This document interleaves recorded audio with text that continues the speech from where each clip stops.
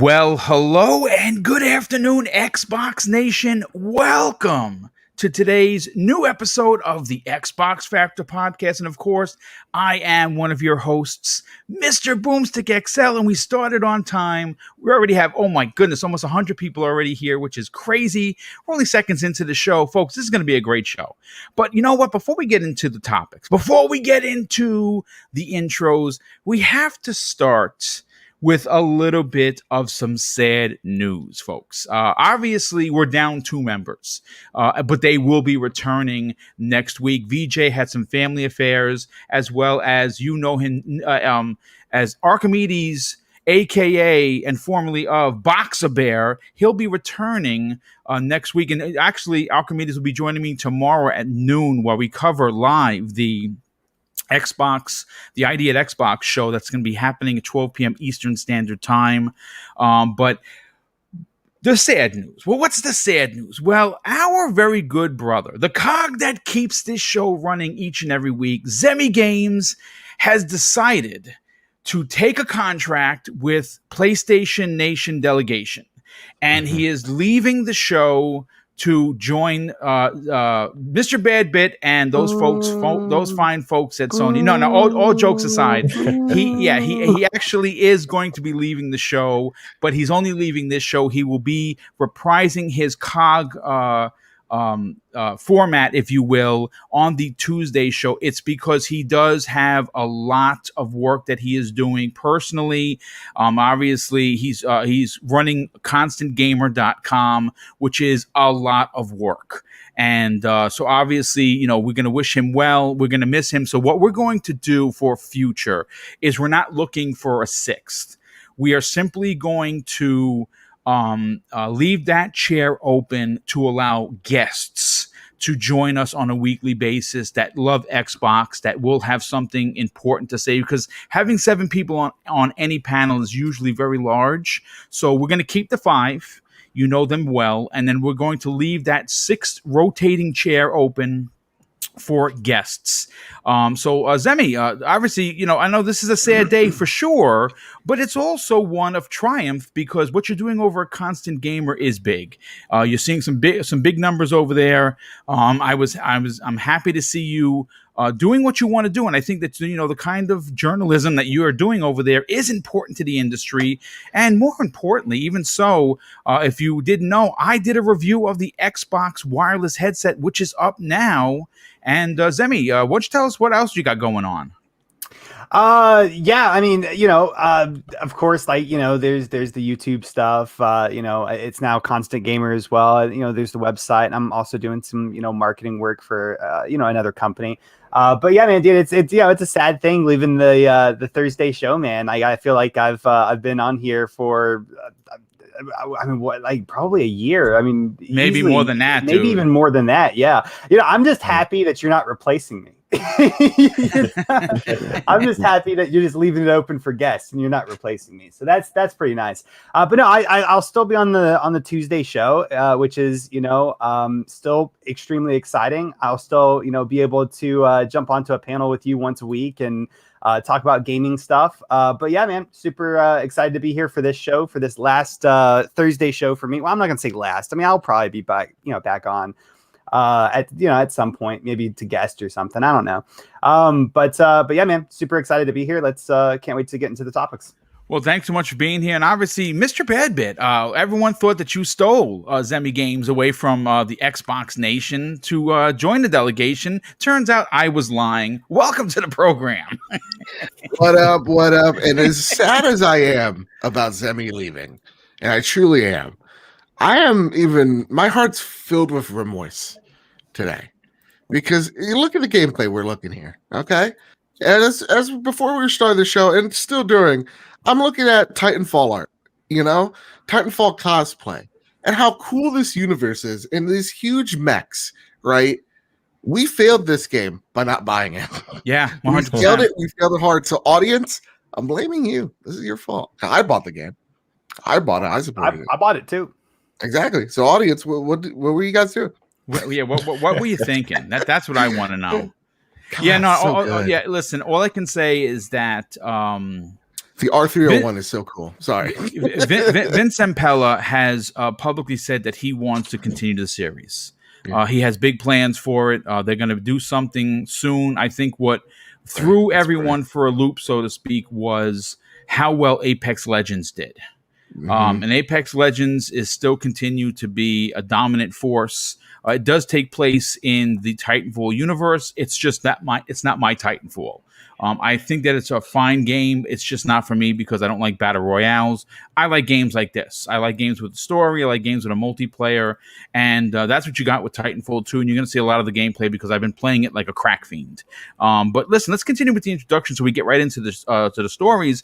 3-Bit, welcome to the program, brother. How you feeling? Feeling good, man. It's been a big week for podcasts or Xbox. This is cool stuff. and yeah. Looking forward to these topics. And Zemi, it's sad to see you go, man. But you always have a place on the Xbox factory. You're definitely the cog that keeps the show running for sure. So, but yeah, I'm doing good. Well, it's great to have you here, and obviously, like I said, Zemi will be returning on Tuesdays, along with Pong Soul to keep the Xbox Nation fully covered, and again, keeping the 6th chair open for guests. I think is super important. The match that you see I'm playing right now, there is an MF. You'll see he killed me about 20 times. I swear to God. I think he literally was stalking me. I almost filed a police report. It's OX101. I mean, I don't know what this guy was using, but he was basically a superhero. And P.S. by the way, you'll see at the end of this, I get my revenge because I shoot him in his face, and then I laugh at his slumped over body. Which you will not hear because obviously it's no sound. But look, you see, I'm doing massive damage here. This is fantastic. But listen, let's get into now. This is a Bites and Bit. This came across my desk early this morning, and it's something that's very interesting. Something that I think you're going to find. Some people will find it exciting. Some people will be like, "Oh yeah, just another controller." They're launching 2 new controller colors, folks. And Zemi has a lot to say about it. I'm gonna bring him up on the screen for a second. I'm gonna pause the footage so you don't miss me shooting him in the face. Zemi, here are the 2 colors. This came across xboxwire.com, and I have the story in front of me, and I'm gonna tell you the exact names of these. One is atrocious, and one is kind of cool looking. The Electric Volt. Features a high-energy yellow resin not seen on Xbox hardware, but this is where I think good old Greeny had something to do with this. It's inspired by the energy and vibrance often found in athletic apparel and sneaker designs. Yeah, I know you had something to do with it. He loves sneakers. And then, of course, there is the Daystrike Camo Special Edition controller. And that's obviously the 3rd in the Camo series of controllers, following the Arctic Camo and the Night Ops. So this is what they look like, folks. This is Zemi. You had a lot to say about that yellowish green. That's not yellow. That's green. You feel like you're like somehow Xbox is trolling your eyesight. Mm-hmm. Like I feel like if everyone says that that's yellow, like I need to go and see a doctor or something because I'm apparently colorblind. Because that is green to me. I don't know. But no, I like the way that the controllers look. I'm not going to buy any of them because there's not really anything super special. I mean, of course, there are going to be plenty of consumers out there that see that controller and they really want to play on it and they're going to buy it, and that's great. But for me, I'm the only way I'm probably going to go buy an extra controller is if there's like some real emotional impacts for me. Like if they made a controller with the N7 Mass Effect logo on it, like I would probably buy that for sure. If they made like an Elder Scrolls style controller, I would probably buy that because like there's a real collectible kind of, emotional attachment there for me. But no, I think that the controllers look good. It's not yellow. It's for sure green, but beyond that, they look cool. Okay. I mean, listen, again, just the Bites and Bits to open up, kind of wait for people to shuffle in. Joe, you obviously are someone that appreciates a good colored controller. What do these scream to you? Don't buy me, please. Or are you running out to buy the new Camo? Well, I posted something. It's a theory. It's maybe some would say a conspiracy. But I will say this. This morning I posted a tweet over at Mr. Badbit. Does this confirm that Xbox has bought Nintendo and that ARMS is going to be the premier fighter of Xbox? I love it. That's great. Huh? That is great. That's you might be onto something. That is deduction 101, folks. And let me tell you something about ARMS. Not the greatest game of all time, that's for sure. Let me tell you something. But you know what's crazy about ARMS? Yeah. Try and buy it. It costs you $70. God, oh no, thanks. So I've made that mistake, and I won't make it again. But ARMS, yeah. I'm sorry. Those controllers, though, like, okay, real talk. The ARMS color controller looks ugly. It looks like a highlighter. The camo one looks pretty cool, but I'm kind of over the camo aesthetic. Like, it's all right, but I like that it's like a red and like black and like a white like theme. It's cool. Like that's something different. I just don't appreciate that Microsoft. They're like, yeah, we'll give you Game Pass for $15 a month. It's gonna be the greatest service of all time. And then at the same exact time, every single month they somehow are trying to get $60 out of me. With these goddamn controllers that look so cool. So, colors. Not for me this time around, but I'm so tempted to pick up that red one. The red one is kind of cool, but you know what? I mean, again, I'm with Zemi. I would love to see a Mass Effect themed one. You remember the Titanfall one? I still have that. Titanfall controller. My God, I don't even use it. I'm afraid to break it. It's in the box. Like I won't even touch it because it's one of my favorite controllers. And the first one, because this is now my second one. I wore the shit out. Like I wore it the hell out. So, yeah, I mean, listen, I agree with you. I mean, again, who doesn't like choice? Yeah. Obviously, color controllers. Do we need them? I mean, listen, right? Like currently, right now, for series controllers, I have a black, I have a white, I have a matching Sonic blue, and of course, a Knuckles red. And I'm holding strong that once they finalized the paperwork that they bought Sega, they give us not a Knuckles, because I already said Knuckles, a Tails orange. That would be kind of dope. And I have a Tails cable guy waiting to put that controller in its hand, so we'll see. But 3-Bit, let's get your opinion on this. Not the biggest story of the day as we wait for people to file in, but what are your thoughts on the controllers? Do they scream buy me or scream run away? I kind of like the lime neon one, and I think the camo one might look better in person, but I'm not feeling it as much. I know they had like a Sonic Blue controller, right? That was a thing when I actually have them. That one's nice looking. That one I need to get. But yeah, orange. I want an orange one. I want Halo Infinite one. Yes. Like I know that's definitely gonna be a thing when Halo Infinite comes out. You know they're gonna have like a console or something. So I'm glad we had a delay because there's no way they're gonna have it during that time. But yeah, Lime one's pretty cool. I don't know. It's definitely not. I see battles in the comments whether it's yellow or green. But yeah, it's pretty cool. I like it. I mean, no matter if it's yellow or green, it's ugly. So, well, 3-Bit. I mean, you're like an artist, right? So, if anyone on this panel is going to know what color that is, it would be you. And I think that you should finally break the debate. What color is that? Can we pull it up? Can I see one more time? You know what? Hold on a second. Let me pause it. I'm going to bring it up for you for our viewing. Hold on. Let me get to the brand. Here we go. Okay. That screams mellow yellow to me. It's green. It's got to be green. Oh my God. It's Laurel. No, I actually really like it. I think it will highlight my room or something. I'll put it to this way: if you play at night, and Zemi doesn't play at night because he's terrified, that could be your light in the darkness. You can see this. You wouldn't lose it. That's for sure. You would not lose it for sure. That is absolutely correct.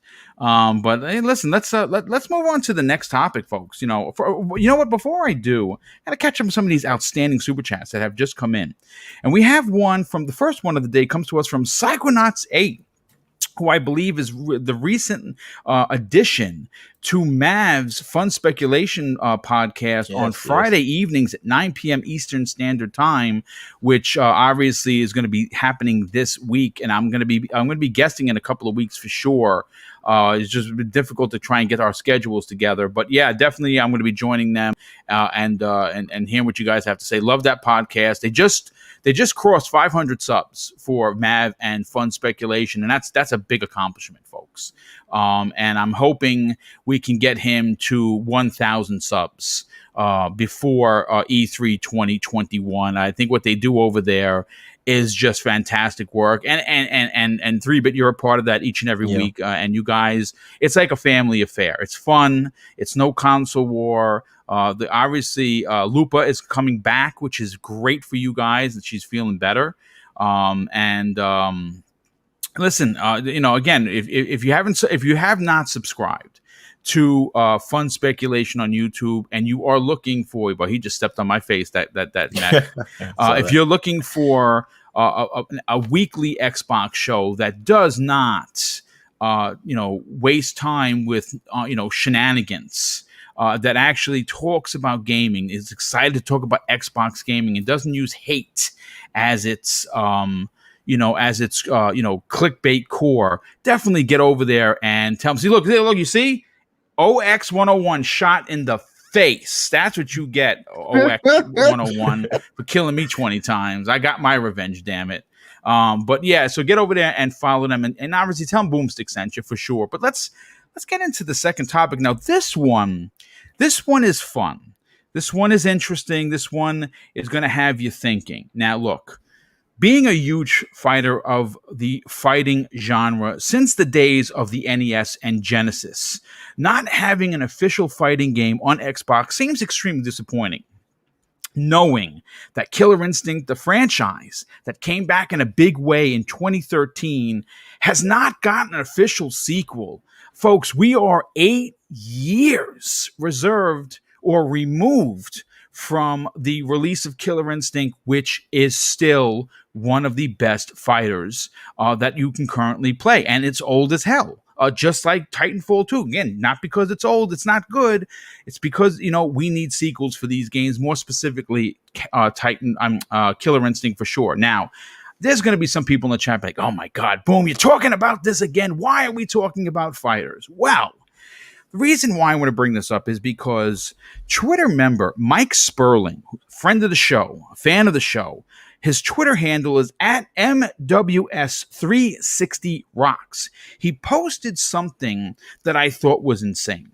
And I thought it was so insane that it was worthy of a 20-minute conversation on this particular show because we are an Xbox-centric program.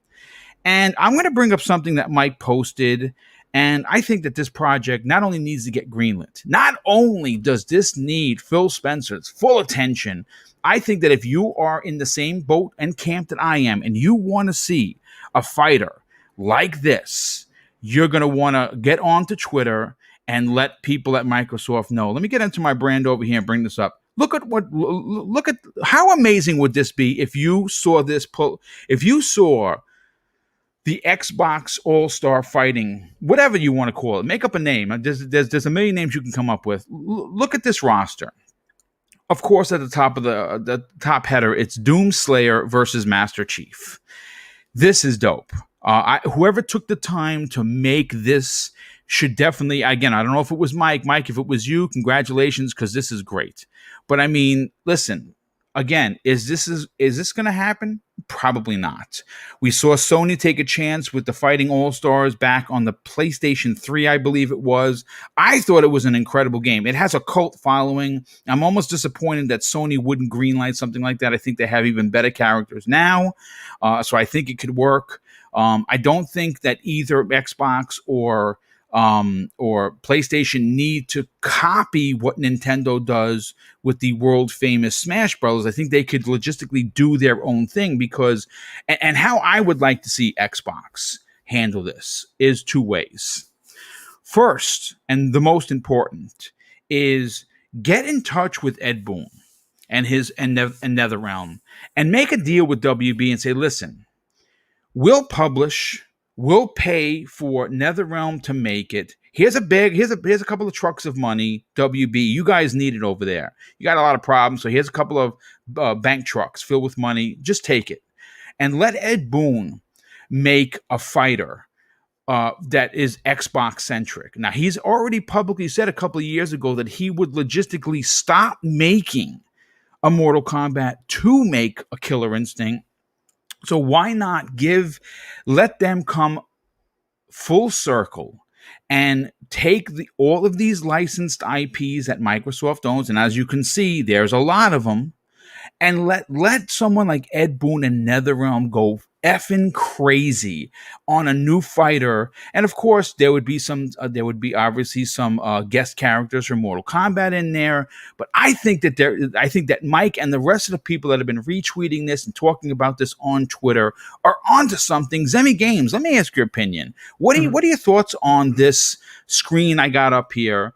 Does the Xbox need its own fighter that's this, packed with characters? And more importantly, would you like to see Ed Boon take the lead on this? Well, my first thought, and probably, if we're going to all be honest here, the most important thought is that Master Chief would absolutely just beat the Doomslayer every single time. I think you're going to be booed, or you might be booed off of this. Look, I can't help these things, okay? John 117 is just a legend for life, right? But no, I'm not the biggest fighter fan. Like I've said that multiple times on this podcast. I'm not the biggest fighter fan, but I would play that. Right. If even if Game Pass wasn't a thing and they made that, I would pay $60 for that. Right. Because I really, really like the idea. And Xbox has a tremendous cast of characters. And then, now adding in the Bethesda acquisition, they've just increased their recognizable characters even more. Right. And I think it would be absolutely incredible to see that. Ed Boon working on it, I really have no idea. Sure. I mean, that would definitely be a really solid choice on who you would have, making this fighter. I mean, he makes the Mortal Kombat games, right? And that's one of the most successful fighters. And just kind of talking about just fighters in general, that screenshot looks amazing. I want to play that game, right? But in general, I think it's really only a matter of time until we actually do see a Xbox first-party fighter game, whether that is this, All-Stars like game, or it's a Killer Instinct, or whatever it may be. I think it's only a matter of time, and I think that Game Pass is really going to make that kind of happen, as Phil has said, about several games, without Game Pass, it wouldn't have been, possible. Like they've greenlit a lot of things that they previously wouldn't have, all because of Game Pass. And I think that that's really, the magic mixture here that's going to allow eventually Xbox to create a first party fighter game. Which I think is important. We talk about on this show all the time, variety, and Xbox is kind of becoming the Netflix of gaming. And one thing that Netflix does is they have something on their, platform that interests everybody. And that's kind of seems to be the way that Xbox is heading. So I think that we will see a fighter. I don't know if that's it. I hope that it is. I would also be a big fan of like a Super Smash Bros. Kind of take on like a fighter. Another, just another weird idea that I think we've talked on this show before is like a Mario Kart, but with Xbox characters. I think that would be incredible. And you have two developers that make some of the best racing games out on market today. Asobo. Under you. Yeah. Yeah. So for sure, that game absolutely interests me. It looks awesome. I would love to play it if it ever actually, came to light, if it ever actually got greenlit and was worked on. But yeah, I don't know the likelihood of that, but I really do truly feel that we will see an Xbox first party fighter. And something, and from your mouth to the gaming god's ears, for sure. First of all, before I get into the super chats, and I got to catch up, Joe, before I get to you. Crispy Bomb, welcome to the program, brother. This is a rare sighting of Crispy Bomb. He has a rare Thursday off. Thanks for joining us, dude.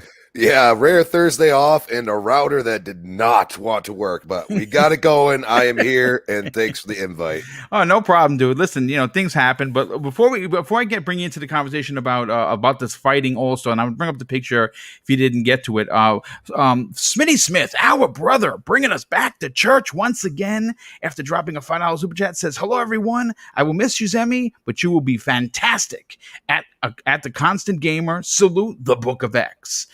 We also have a $5 super chat comes in from Kate7575, and they say it would have looked better if they went with the Xbox green and put a large black X across it. Now that's a dope design. I like that.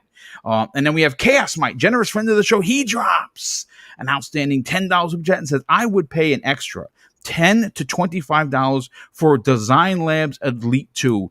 Yeah, dude. I you know what? I don't know why they don't offer the Elites in Design Labs. I'm right there with you. I think that they definitely should, because, man, that would be big for sure.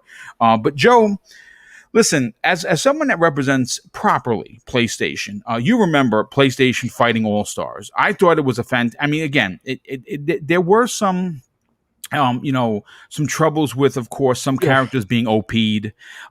But at the end of its day, I thought it was a fantastic attempt at celebrating their characters the same way Nintendo does, of course, with Smash Brothers.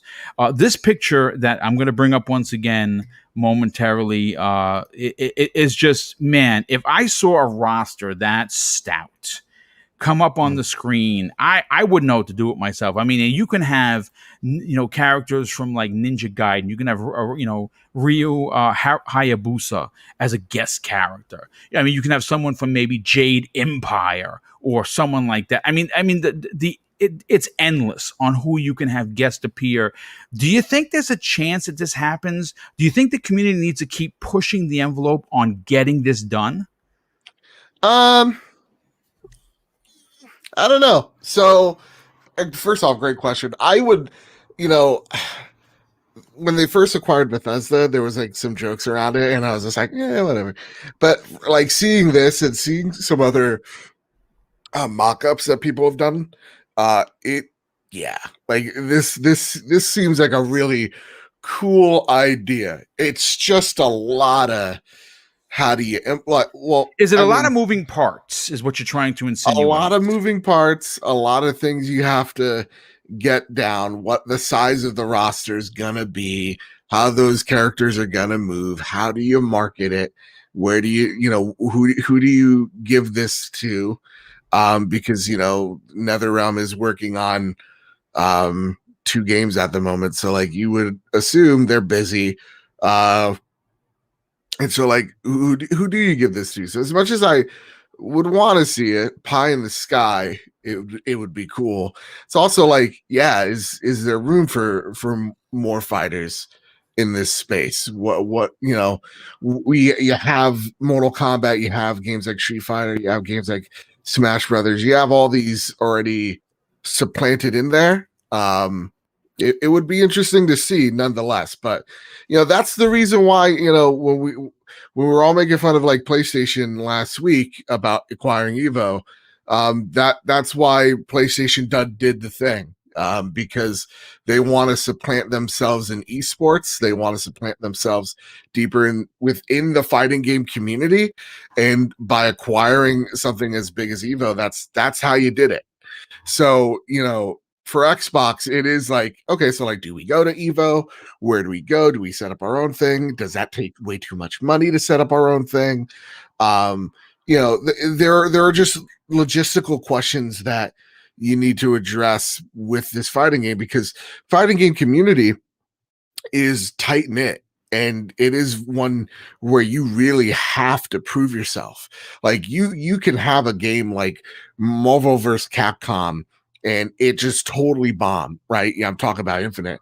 And you still have Marvel vs. Capcom 2 in that roster set. Yeah, so like, yeah. If you fail, there's not a whole lot of room for improvement. So yeah, I'd like to see it. I don't think it's gonna happen, but it'd be cool. And honest to goodness, the other thing that, like, the biggest thing that I don't know if we're thinking about here is what does the art style look like? That's the biggest thing. Yeah. All these characters have to look distinct, like their own, but they can't be, like the master, like for example, and I'm just throwing this as an example, nobody yell. Like if you're gonna cartoonify everything because you want everything to have a unified art look, rather than like a hodgepodge of shit. That's what you kind of want here. So yeah, it'd be interesting, but I don't see it happening. But I like Craig the Brute as an option. Yeah, no, 100%. I would definitely. Listen, I think that they should do a whole story around Craig the Brute. I think he should join the Marines because Atriox killed his parents and he wants revenge. That's what I'm talking about. Oh, you like that, right? Be the first Brute in history to join the Spartans, and he's doing it out of revenge for his parents being killed by Atriox because they wouldn't go with the world domination theme that he's throwing around. I like them apples. That's a story that 343 could run with. Yes, and if you want to hire me, DMs are open, email, find on Twitter. But 3-Bit, let's get your opinion on this. Again, this is a fun topic to open up the show. We're gonna get to some more of the serious and more relevant topics, but I think that this is worthy of a conversation. For me, as an old school fighting fan, I like the Tekkens. I like the Soul Caliburs. We're still waiting for the Street Fighter 6. And there's, you can add DOA, you can add Guilty Gear, whatever your flavor is. But Xbox, listen, I've said this before. If I wasn't such a diehard fan, then maybe I wouldn't have any right to say this. But they have some holes in their portfolio. A cartooned mascot, which I'm still holding out. Phil, if you're listening to the show, and I know you listen, my God, what's up with Banjo-Kazooie? Stop holding out. Let us live. And that's one of them for sure. And the fighting genre, man. I mean, again, Xbox Game Pass is the perfect plateau to put a game in that might not sell well, quote unquote, but you would get millions of players because, quite frankly, and again, I don't know the numbers, but folks, I can guarantee you we are weeks, potentially a month or so away from Xbox saying we have 25 million subscribers to Xbox Game Pass. It's round the corner for sure. At least we're going to get that at E3, in my opinion. 3-Bit, is there room in Microsoft's 36 teams to take someone or even contract someone like an Ed Boon and his studio at NetherRealm and let them go crazy? Even if this game takes 3 years to make, let that man go crazy with what he can do. Now, no fatalities, but I think that they can bring a realism to all of these characters and make it a relevant fighter. What are your thoughts on this? Yeah, in terms of room,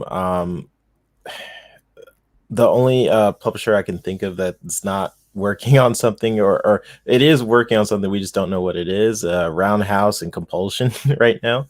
Roundhouse Studio, they currently have done some stuff with Prey, and some other games that it was previously Human Head Studios, and they're one of the studios underneath Bethesda. But yeah, I don't know.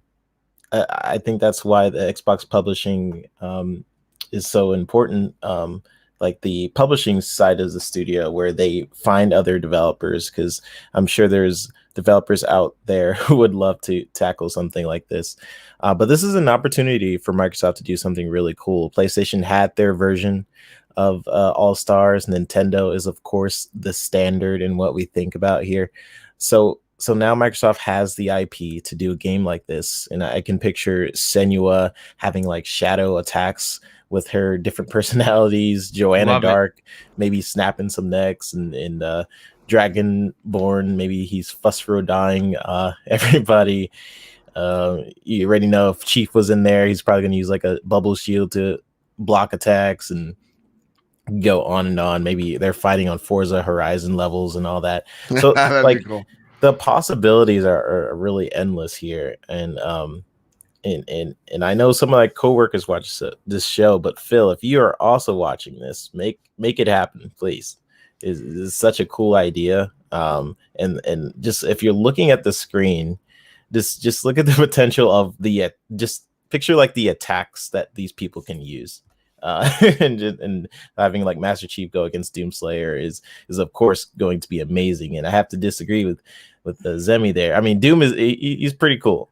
Okay, and I know Master Chief. He's of course the Spartan. I don't know. I would love to see that in a fight, but the plethora of characters that are on the screen, and of course, I would love to see Craig. Even if you can't play as Craig, maybe have him as like they do the trophies and how they can like kind of pop up in some people's attacks.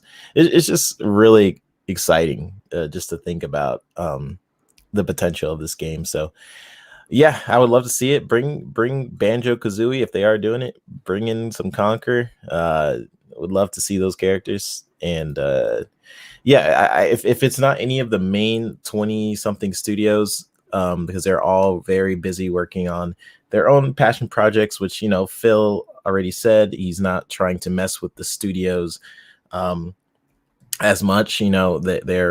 They're all working on. We're actually going to be talking about that. As a matter of fact, I'm glad you bring that up, 3-Bit, because there's been some hubbub in the negative Nancy community about how Microsoft is going to, the ruining of Bethesda is forthcoming, and we have a story that actually not only debunks that, clearly indicates that is not in fact the case, and that it's all speed ahead for all the studios Microsoft has already purchased and who they will be purchasing in the future. So thanks for bringing that up. Real quick, Joe, before I get to Crispy Bomb, you're going to be mad at Sony once again because I'm going to throw some news out to you. We're not going to talk about it because it's an Xbox show, but I got to let you know live on the air. Sony has officially greenlit Ghosts of Tsushima movie, and guess who's directing? John Wick's director. Fuck yes. Let's go. Are you kidding me? Yeah. Well, there's enthusiasm. I was waiting for it. Yes. Awesome. I did not see that news. Yeah, you know what? I'm gonna drop it to you, Joe. That comes to us from our Yes. friends from the Video Games Chronicle. We love those guys over there, and I'll send it over to you. So now you have something to talk about. But once again, Sony has thrown you a curveball. You did your show, you taped it, you put it up, and now you're not talking about this. Not upset. Not upset. Could you imagine a samurai film From John Wick's director. with the John Wick? Yeah, Ghost of Tsushima, one of my favorite games of last generation. But holy shit, John, let's go. Let's go. do Yeah, it. no, absolutely. And again, because I'm such a I'll fan, fucking because that's a big deal. I had to mention it on the Xbox show. you. But listen, folks, Thank you. let Crispy. Okay, listen. You see the screen in front of you. And there are a lot of people in the chat, and there's been quite a few super chats I'm going to get to momentarily. That and of course, the consensus in the chat, and we have almost 400 people here, is that they either want this fighter or they want something similar to like a Mario Kart that could take place using Xbox characters. And there's a couple of things. The reason why I believe Microsoft needs to do this is because, one, a kid-friendly kart racer that stars these characters would be awesome. It would not. People wouldn't even look at it as like a rip-off or a clone of Mario Kart, because we've seen clones that are not good. But I think that they could do something like that with Game Pass.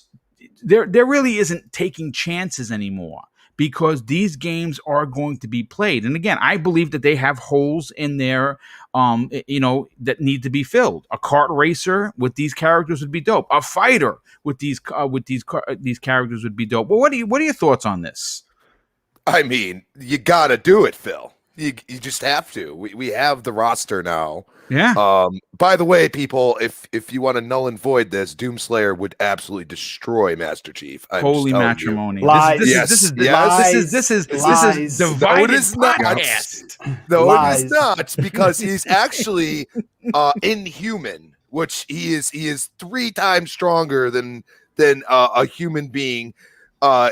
Just go look it up. People have done comparisons, and Doomslayer would win every time. So Nah, Real I quick, don't they think so. call Master Chief Demon, Who's the Demon Slayer? Yeah, dude, I'm just Checkmate, being atheist. honest with you. You can look up every single fighting, the thought process. There's plenty of YouTube channels that have done this, and every single one of them, Doomslayer would win. So I'm just telling you, you would be upset if this actually happened. But guess what? It's a fighting game, and you got to learn the moves, right? So there you go. But yeah, the enthusiasm for me is they have to do this, and there's a reason for it. They acquired Smash GG, I believe, which is a esports. That is correct. Yep. So, and by the way, Joe, Sony once again copied what Xbox did. I'm just telling you, Wow. because they acquire Evo after Microsoft acquires Smash GG. It's kind of just a tit for tat, buddy. It's always got to be that. So, but yeah, so you have a reason for this.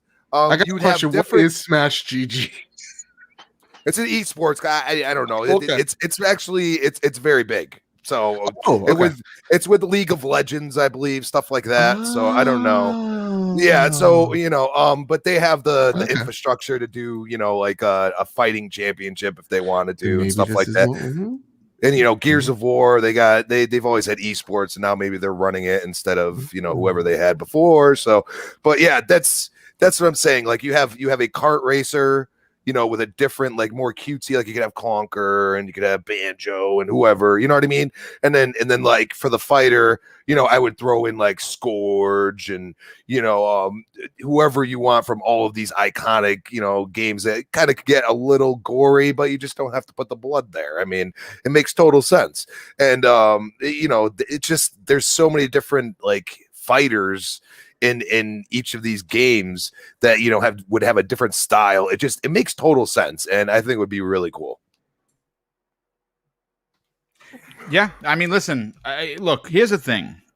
Again, I think that there is room with all of the incredible IPs Microsoft has, with all of the games we know that are coming. This would be a big surprise. This would be so out of character and out of the norm that, I think it has to happen just on principle, to be honest. But again, people are here. They want to start talking about the big topics. So we're gonna move on to some of the bigger topics. And you know what? The next one is. Let me see. Let me get to my topic notes. When we talk about IPs from the OG Xbox days, there are a few that come to mind that deserve a modern day remake or even a sequel. And for the one for me that jumps off of the page that has not gotten a remake is MechAssault. MechAssault 1 and 2 not only were incredible games on their own, but they were the first games to use Xbox Live. Like, I remember, using it. And I'm like, I can't believe I'm talking to my brother. Like, this doesn't even make any sense. And we were able to do it. But what we do have a confirmation of is that MechWarrior 5 Mercenaries is bringing the same type of futuristic combat to the Xbox Series X and S this May. Now, in a story that I pulled from Pure Xbox, friends of this show, they said, they have this to say: on May 27th, 2021, MechWarrior 5 Mercenaries will be arriving on Xbox along with the new DLC called Heroes of the Inner Sphere. MechWarrior did release onto Xbox Game Pass PC. So at this point, it's safe to assume that it's going to be dropping into Xbox Game Pass console when it releases late May. Now, here's what Robin Floden, CEO of EG7, had to say about the announcement. He said this: "We are very excited to also be able to give Xbox and Steam players a good dose of MechWarrior fun. It's also great to be able to present yet another example of EG7 companies working together to bring a world-class title to market." Now, again, this may not be the biggest news for you. It's the biggest news for me because not only do I love MechWarrior, but it's probably the closest I'm ever going to get to a MechAssault. And I'll start with Zemi. Zemi, this is a pretty big deal because this is launching as an exclusive. It's launching onto, of course, Xbox PC, which it's already been. They're sending it to Steam. But they're bringing it home to the console. Now, there's no talk of a PlayStation release, so right now it is an exclusive. And it is a genre that you obviously we don't see much of. We don't even got a Titanfall 3 yet. What are your thoughts on MechWarrior 5 arriving on Xbox in late May? I mean, kind of like what you were saying. I mean, it's an exclusive. It kind of gives that little bit of upper hand to Xbox. So many times we see these these types of things happen for Sony, but usually not for Xbox. So at least Xbox is kind of getting the upper hand on this one, I guess. For me personally, I've never played MechAssault. I've never played MechWarrior. I've never really played any of those like mech games. Like the closest thing I've ever came to is Titanfall that you guys are seeing on screen right now, right? So I don't really have any super strong opinions and not really a whole lot to say about it. I'm excited to hear that it is coming to, Game Pass on Xbox. And I will for sure download it and give it a try. I really don't know what to expect. I've never really played a game like that. Well, I mean, that's the magic of Game Pass, right? Well, yes, it's a game that you've never played, but you might actually enjoy. I mean, obviously, if you want to really go crazy, like if you really want to, spend the time designing your mech, there's always an opportunity to do so. But if you want to just jump in and play, I believe there's going to be a story mode. There's going to be a multiplayer mode. There's probably going to be a co-op based mode. We're going to learn more as we get closer. But I'm super stoked, and I can't wait to find. I mean, obviously, this is the first time that we're getting a MechWarrior game, at least on Xbox. I don't remember any. I remember, of course, MechAssault, which I still want a sequel to, but this, again, I'll take this as it being the closest thing. Mr. Badbit, let's get your opinion on this. MechWarrior, classic franchise. And obviously, people are going to get very excited when this drops in. It is Game Pass, like Zemi said. Maybe it's not your bag. Maybe it is, but it's in Game Pass, so you don't have to pay anything for it. What are your thoughts on MechWarrior 5 coming to the Xbox? MechAssault was the first game I ever played on Xbox Live. It was really? With my Xbox Live when Xbox Live, I think I was like day one Xbox Live kid over here. So I love MechAssault. It has a fondness to me. Yeah. Brings me back. My first gamer tag. This is something. We didn't know gamer tags were a thing when Xbox Live came out. So we had to think of a name, and we let Xbox choose our name. What was our name? My brother and I's name. War Like Coffee. That's great, dude. Like, how do I like my war? Like my coffee, like with cream. That's funny. But yeah, so I got some memories with that, man. I'm so in. Again, I'm even with like things that are coming out like Godzilla vs Kong. I'm realizing or refalling in love with like kaiju and mech stuff. So yeah, I'm all in on this, dude. Well, I mean, we're getting Mechagodzilla on top of that.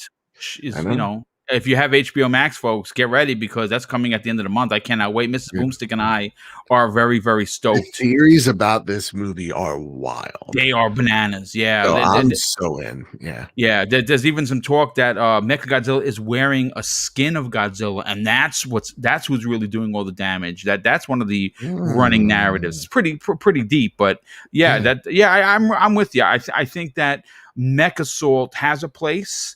I think Xbox Live is a perfect place, or the Xbox console is a perfect place for a game that it has seen great success in the multiplayer. And I love that it's not first person. As a matter of fact, I like that it's third. And I don't know if you can switch between views, but I know that it is third person, and I kind of dig that.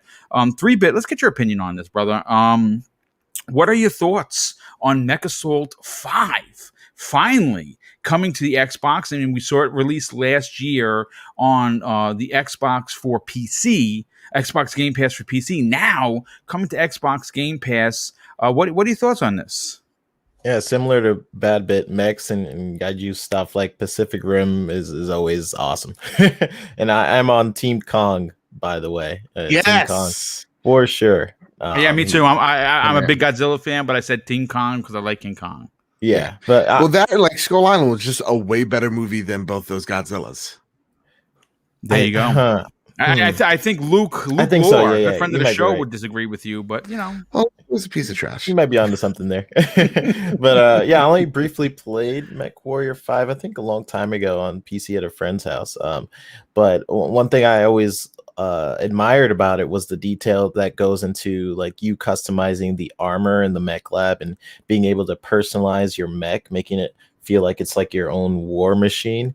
But yeah, this is awesome. This is I never I'm open to playing all games. I never really try and restrict myself to a genre. I do, of course, have favorites, but yeah, I'm actually really looking at this one, seeing what people like about the series. I'm seeing a lot of hype and excitement around this game and this franchise. I know the previous MechAssault had some crazy things going on with who owns the rights and the IP. So, like Boom was saying, I think this is the closest we're probably going to get for some time. So, yeah, looks pretty cool.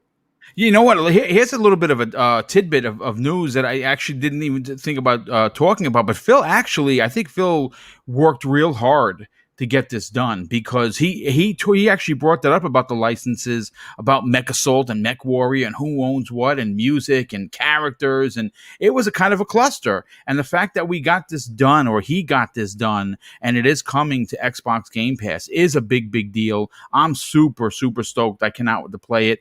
Crispy Bar, I do want to bring you into the conversation because you are our resident online multiplayer fan. I mean, obviously you do a lot of work with Gears. You play with a lot of your friends there.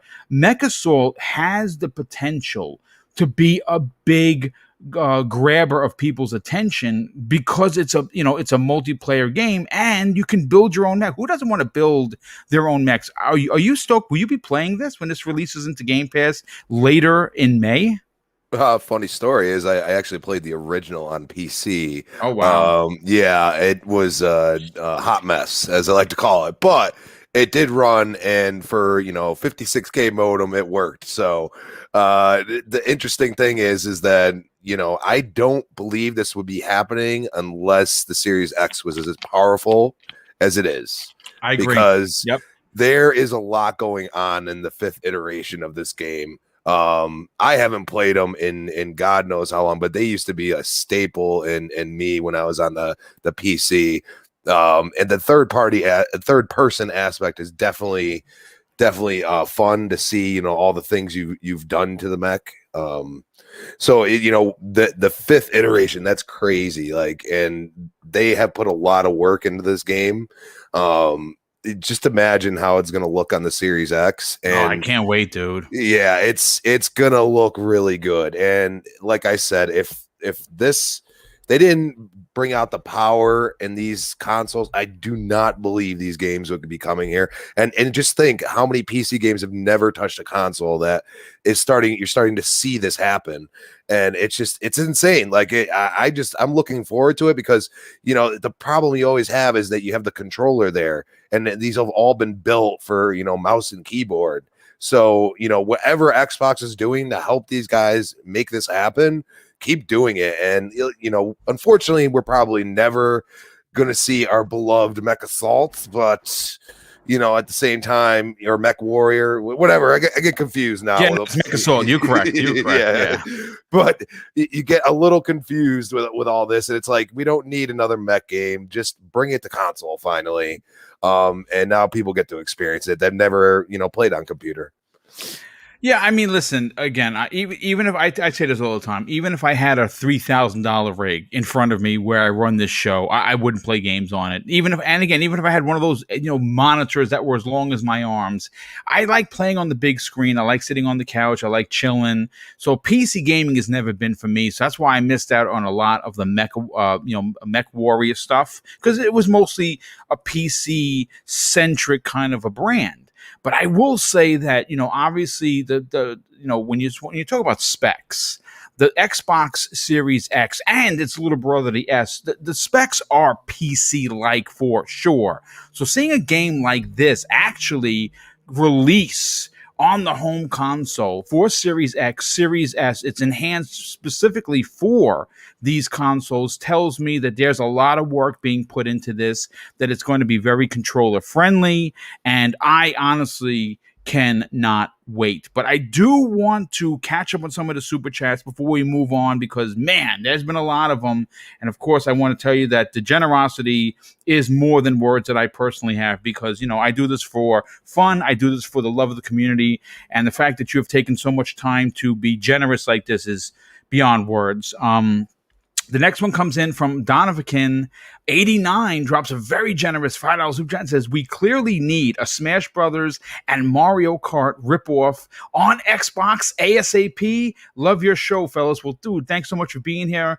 Definitely appreciate you checking out the show. Glad that you were enjoying it. And more importantly, thanks so much for the generosity.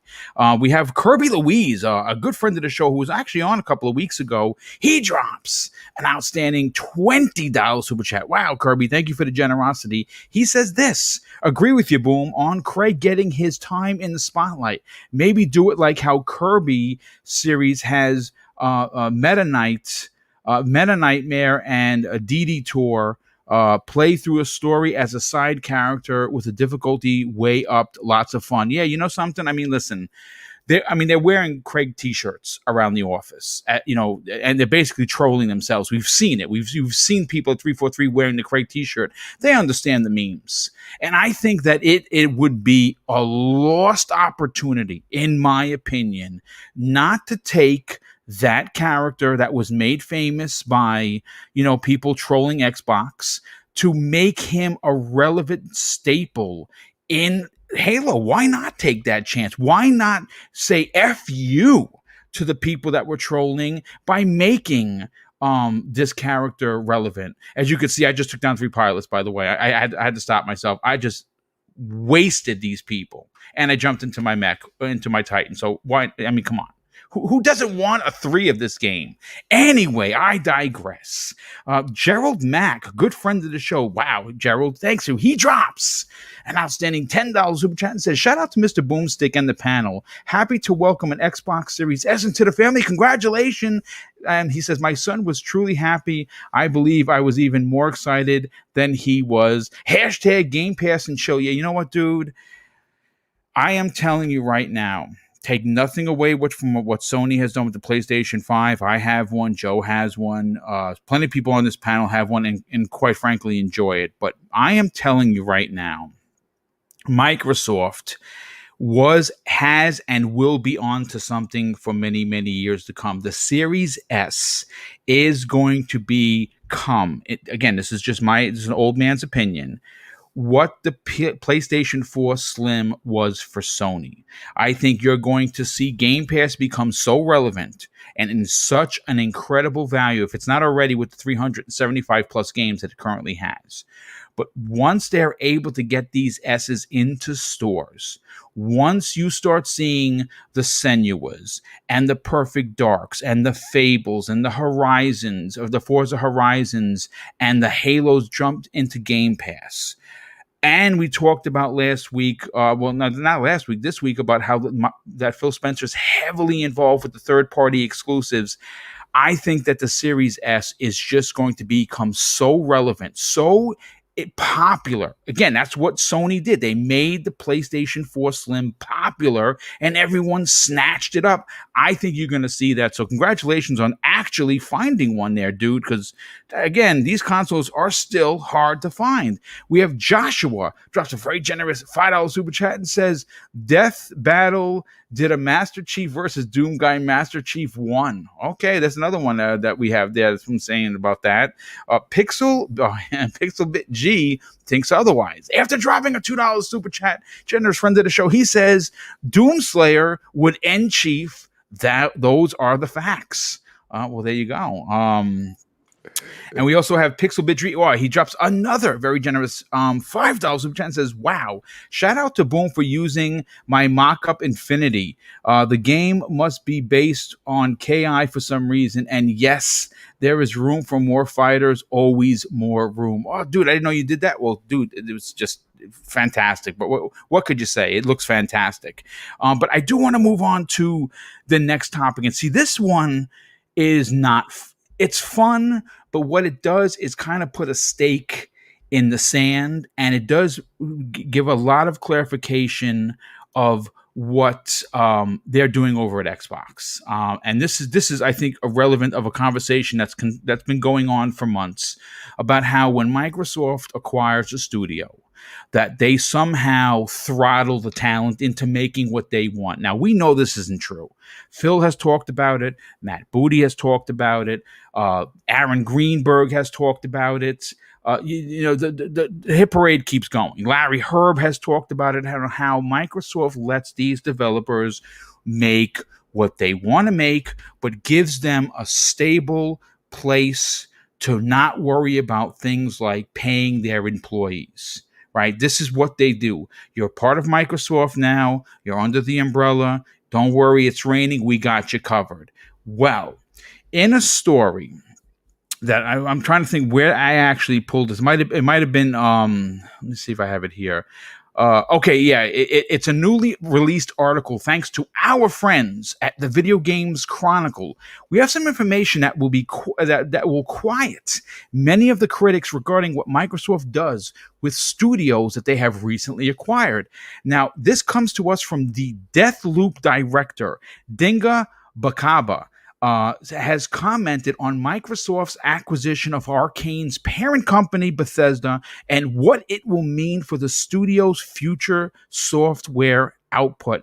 Now, he did an interview with Press Start, and this is what he had to say. Microsoft's acquisition was initially pretty surprising, but later made a lot of sense. Following the completion of the Xbox deal, Xbox boss Phil Spencer said delivering exclusive games for platforms that support Xbox Game Pass was the primary reason for, of course, this purchase. Now, according to the director, he says this: we have passions for making original games with a lot of personality and style. They seem like a natural fit for Xbox Game Pass. Being able to be part of Xbox Game Pass ecosystem makes things a bit different for us because now we can occupy a space in that service, and we will continue to make the kind of games that we make and make them well. If you looked on social media, you'll see that games like Prey, Dishonored 1 and 2 coming to Xbox Game Pass, there was a lot of excitement. A lot of people are saying that you need to play these games, and now you have no excuse not to. It's a service that will allow us to remain creative and have the audience and build that relationship over time, and that is really exciting. Zemi, when you hear the director of Deathloop, which as it stands right now is a PlayStation 5 exclusive for a year, he's excited because he's going to be able to make, and I say him and his team at Arkane, they make games with personality. They make games that are a little different. Even though they're FPS games, there's always something different that makes them stand out. And now he's excited to continue that. Does this finally prove that Microsoft is the company you want to be bought by and will allow you to be creative? Yeah, I mean, the thing I look at with this is, yes, like right now it would appear that Microsoft is the company that, if you're, an owner of a publisher or a game developer and you're looking to sell, but you want your baby to be taken care of and your, previous employees to, have a lot of creative control, then yeah, Microsoft is, where you would probably want to sell your studio to or your publisher to or whatever. But these types of things also change, right? Like, yes, Xbox is giving these guys a lot of power, a lot of control, creatively speaking, but that's so long as they're making a profit. You know what I mean? And I'm not saying that Xbox isn't going to make a profit tomorrow, but their profits could dip. Any number of things could happen. Leadership could change at Xbox. You know what I mean? So many different things could happen. So as of right now, yes, Xbox seems to be like the golden child of game developers, have a lot of freedom and it's rainbows and unicorns. But this can always change, right? And I think that's also, important to remember as well. But as of right now, I think it's great to be, from what we've heard from, from multiple sources, from Xbox, from these developers, everything like that. It does appear at this moment, that yes, Xbox, being a studio underneath Xbox, has a tremendous number of benefits, and that's amazing because these creators are going to, as you said before, be able to make the games that they want to make. And that, hopefully the games that we gamers enjoy to play, and they don't have to worry about, getting that paycheck. You know what I mean? And I think one more, even, more important thing is, this will hopefully stop games from being put out before they're ready. Right. For instance, we like kind of like what we saw with 343 Industries and the Halo game. A lot of people were kind of upset that they delayed it, but honestly, it was a good thing that they did delay it. Cyberpunk 2077 should have probably been delayed. And with this new Xbox mentality, hopefully, it's going to lead to, games being, released when they really need to be as well, because they seem to be putting a lot more faith in these developers and giving them the time and the resources fully as to what they need to make these incredible worlds for us to play in. I mean, you're definitely onto something.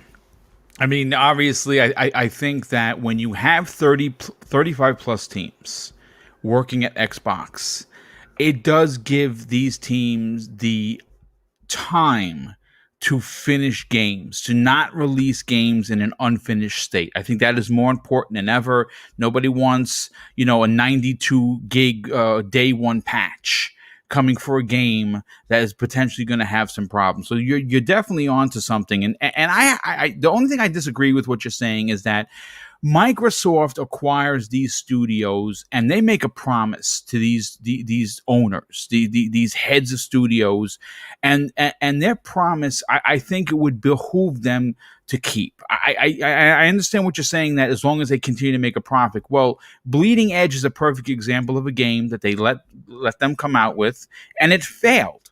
It failed, but does that mean that they didn't deserve the shot? You know what I'm saying? No, of course not. Perfect. Another example of seeing, we don't know what Project Mara is going to do. Is it going to be incredible? Probably, but Microsoft is allowing Ninja Theory to take something that's important to them, like mental illness. And, obviously they support that publicly, but they're also making a game based around it, so I don't think you're going to see anything change. I think when Microsoft goes and buys these studios, there is an underlying handshake promise that we are not going to become the overlords like they were back in the days when everyone hated Microsoft. I think the reason why people are willing to sell to Microsoft is because of stories just like this. So, again, only time is going to tell if things change. I would be tremendously disappointed in the company if it did. I don't think it will. But I do want to get Joe's opinion on this. Joe, before I get to you, brother, I got to thank a couple of people. For Lord Roughness drops a very generous $5 super chat. Says, "Hey, Boom, looking forward to tomorrow's indie event and hoping to hear more on The Ascent, Stalker 2, and Second Instinct. My Series S is waiting." Yeah, dude, I am so excited because tomorrow we're doing Breakfast Room, right? Oh, someone's ringing the bell. You know what, Joe? Take it away. Let me know what you think about Sure. Deathloop and what the director had to say. Sure thing. So Deathloop is actually one of my most anticipated games this year. After what I saw from the State of Play, I love that song. Like that James Bond 70s-esque like song is Deja Vu, I think it's called, is literally a song I keep going back to every day and listening to and just get me hyped for this game. I love what Arkane does. I think they're such a special developer because, yeah, they give you these awesome abilities, but it's really more about how they play with level design that you don't see in a lot of games. They take huge risks when it comes to how you interact with the level or how the level interacts around you that you just don't see a lot in AAA games, or maybe even at all, where all these games are becoming third person over the shoulder action games. It's awesome to see, that, you know, they're doing something different. And this game, if y'all are know Arkane's history, is a game that they've always wanted to make. A game where it's like semi multiplayer that, like, you know, someone's trying to kill you while you're going through it. They've always wanted to do stuff like that. So it's cool to see that they're getting to do it. Bethesda's let Arkane be weird. Yes. Or different. And that's what I really, really have dug with Bethesda, because the unfortunate things about, like, though Dishonored 1 was a small success for them, is that their recent games, though they're so great, they don't, and they haven't found the commercial success because they're so, you know, Different, experimental. Yeah. And maybe that has to do with it, as well as, like, the marketing teams don't know how to market for games like these. But it's cool to see, you know, games like Prey with the FPS boost, as much as, like, I don't dig that game, but to see people go, oh my god, this is something cool, or going into Dishonored, a way better game, you say, oh my god, this game's freaking awesome, and getting to explore this catalog. Because yeah, like, the one fear that I did have was, like, what's going to happen to Arkane. Having Game Pass there gives me the comfort of knowing they're safe for a relative long period of time. You know, Game Pass does that. So I think Game Pass is going to let these teams be more experimental. And it's also something that I think we're going to be looking at in the future, for sure, of what does categorize a success for Game Pass, and what, you know, what that means for that game. Like, how do we categorize a success for Game Pass game if, you know, 500,000 people, you know, download it, but only 5% of those people actually beat the game or get through to the third, you know, hour? I think that's going to be a really interesting thing that I think Microsoft will be experimenting with and have been experimenting with. And I think Arkane's going to be a really good kind of example of experimenting of how Game Pass will influence game developers have gone. So, yeah. You know what? I agree. I love the fact. And by the way, I was laughing because somebody in the chat said I still have a landline. No, actually, no, that was the door. This is Greg Miller 101, folks. Oh, that was the door. That's the door, dude. You know what I thought it was? That's what I was like. Listen, I got to put the show on hold. I was able to find the Master Chief from Infinite 11-inch statue from Dark Horse. And it's being delivered to it's dope, dude. It's $60. I was like, yeah, I got to jump on this. Yeah. Real talk. I did the same thing last night after I recorded the trophy room. I was like, hey, Bloodborne Hunter is up by Figma Games or whatever. And I immediately purchased it. Yeah, you know what? I mean, who doesn't have room for Bloodborne and Halo collectibles, right? I mean, honestly, come on. Real quick before I get over to VG on this, and I'm interested to get his opinion because he's an artist. He works with studios, so he's going to have a passionate response. I cannot wait to hear. John B., good friend of the show, he drops an outstanding $5 super chat and says, "Don't forget about that everyone kept their job during the acquisition and no one was let go." You see, that is a great point, John. No one credits Microsoft for that. If you think about it, that is the reason why they kept, the publishing arm could have been, disintegrated. And then like, well, we're going to do the publishing and, good luck finding a job, folks. But they let everyone keep their job. And I think the reason why they did that, I mean, obviously there's some forethought to this. Matt Booty has 15 studios in front of him already. Can you give the guy any more? No. So that's why you're letting the publishing arm of Bethesda do what they do. They know how to market games and how to sell games. They know exactly what they're doing. So I think that you're going to see this rinse and repeat for the next, quote unquote Bethesda level purchase that's coming. Is it a Capcom? Is it a Square Enix? Is it a Ubisoft? I don't know at this point. I wouldn't be surprised. But whoever it is probably going to be a publisher, and they're probably going to keep it the same way. We're not letting anyone go. We're not laying off people. They're going to have their own publishing arm. You guys go crazy. We're just going to keep, pay the big bucks. We're going to pay the rent. You just go crazy. So we'll see. But 3-bit, I'm interested to get your opinion on this because, for many years and in recent weeks, we have heard how Microsoft is going to systematically dismantle and destroy a type of company and developer like an Arkane who makes weird games. Dishonored, not that weird, but still not something that everyone would rush to play. Prey, it's a space horror game, not really weird, but a little bit. And obviously, Deathloop looks amazing. I mean, the people, Joe's excited to play it. For you, are you happy to hear the head of the studio come out and say, you know what, Microsoft is going to let us be? What are your thoughts on this?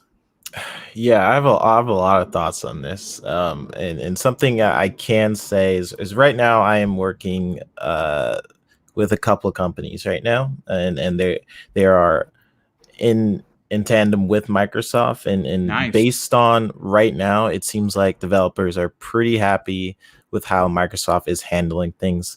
And in terms of leadership, Microsoft's now fully in charge of Bethesda titles.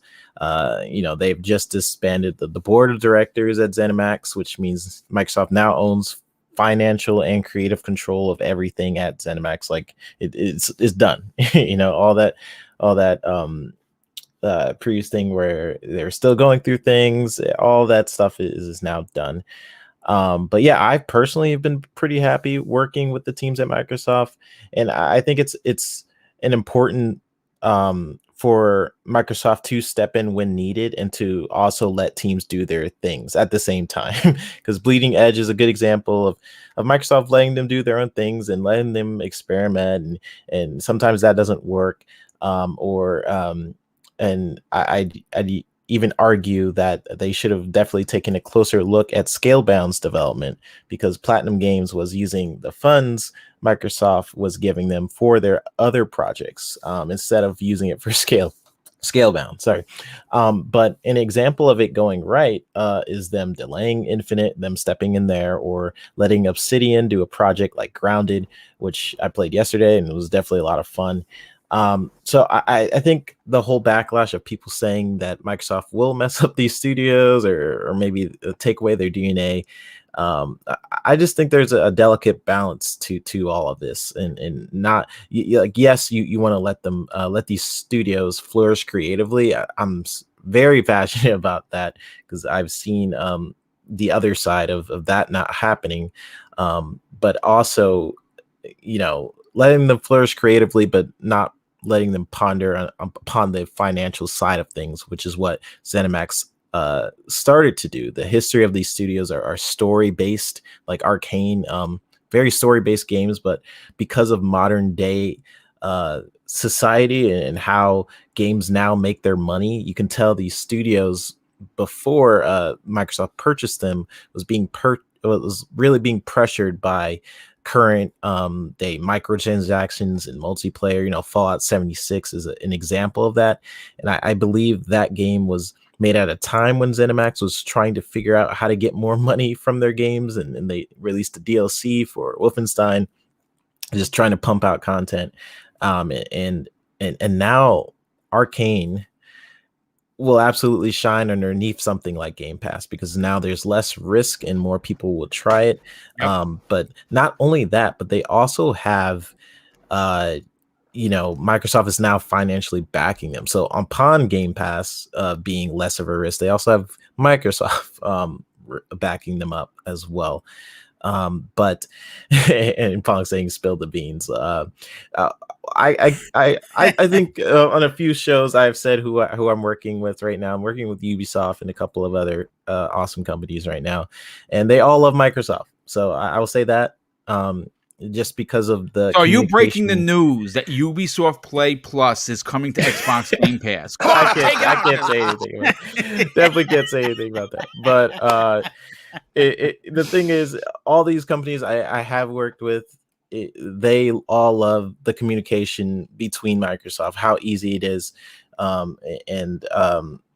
yeah, that's always been a thing, and I can personally attest to that. And I've seen it's cool that the guy from Arkane is also saying it. But Game Pass mitigates risk and Microsoft also financially backing them mitigates risk.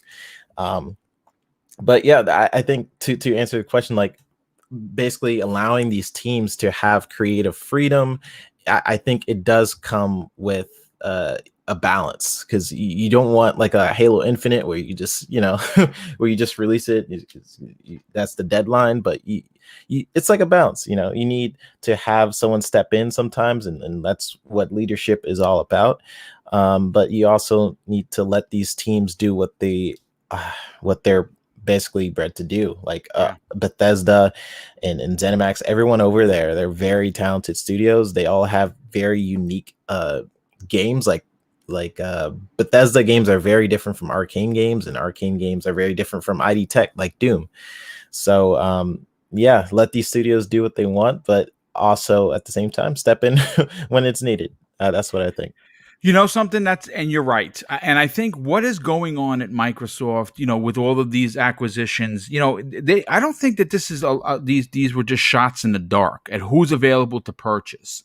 I think that they obviously everything was strategically done, and there is leadership in place outside of Xbox that allows for them to let these studios not only breathe, but let their leadership lead. I think that is ultra important, and we're seeing it. And like I said, I'm really happy to see like the director of Arkane come out and say, yeah, listen, we make weird games. They admit it, and Microsoft is going to allow us to make weird games, and we love that. And I think that hearing these stories is important, because it gets people to understand that Microsoft is doing things for, obviously, they're a corporation. They're going to make money. That's the whole point of this. But at the end of the day, we're not going to see studios purchase and then immediately close like we have seen EA. You know what I'm saying? So, there you go. But let's get to Crispy Bomb. Crispy, what are your thoughts on Arkane's director coming out and saying these very favorable things about Microsoft, and that he knows that they make weird games, but he feels comfortable and confident they're gonna be able to still tell these weird stories even though they're owned by Microsoft?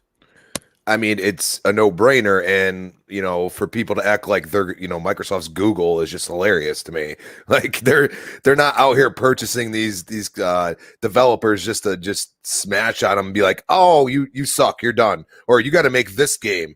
No, they're purchasing them for the IPs that are already there. And like I said on air, what was it, last week on Breakfast with Boom, or the week before, that I booted up Dishonored, I played it, and I shamed myself.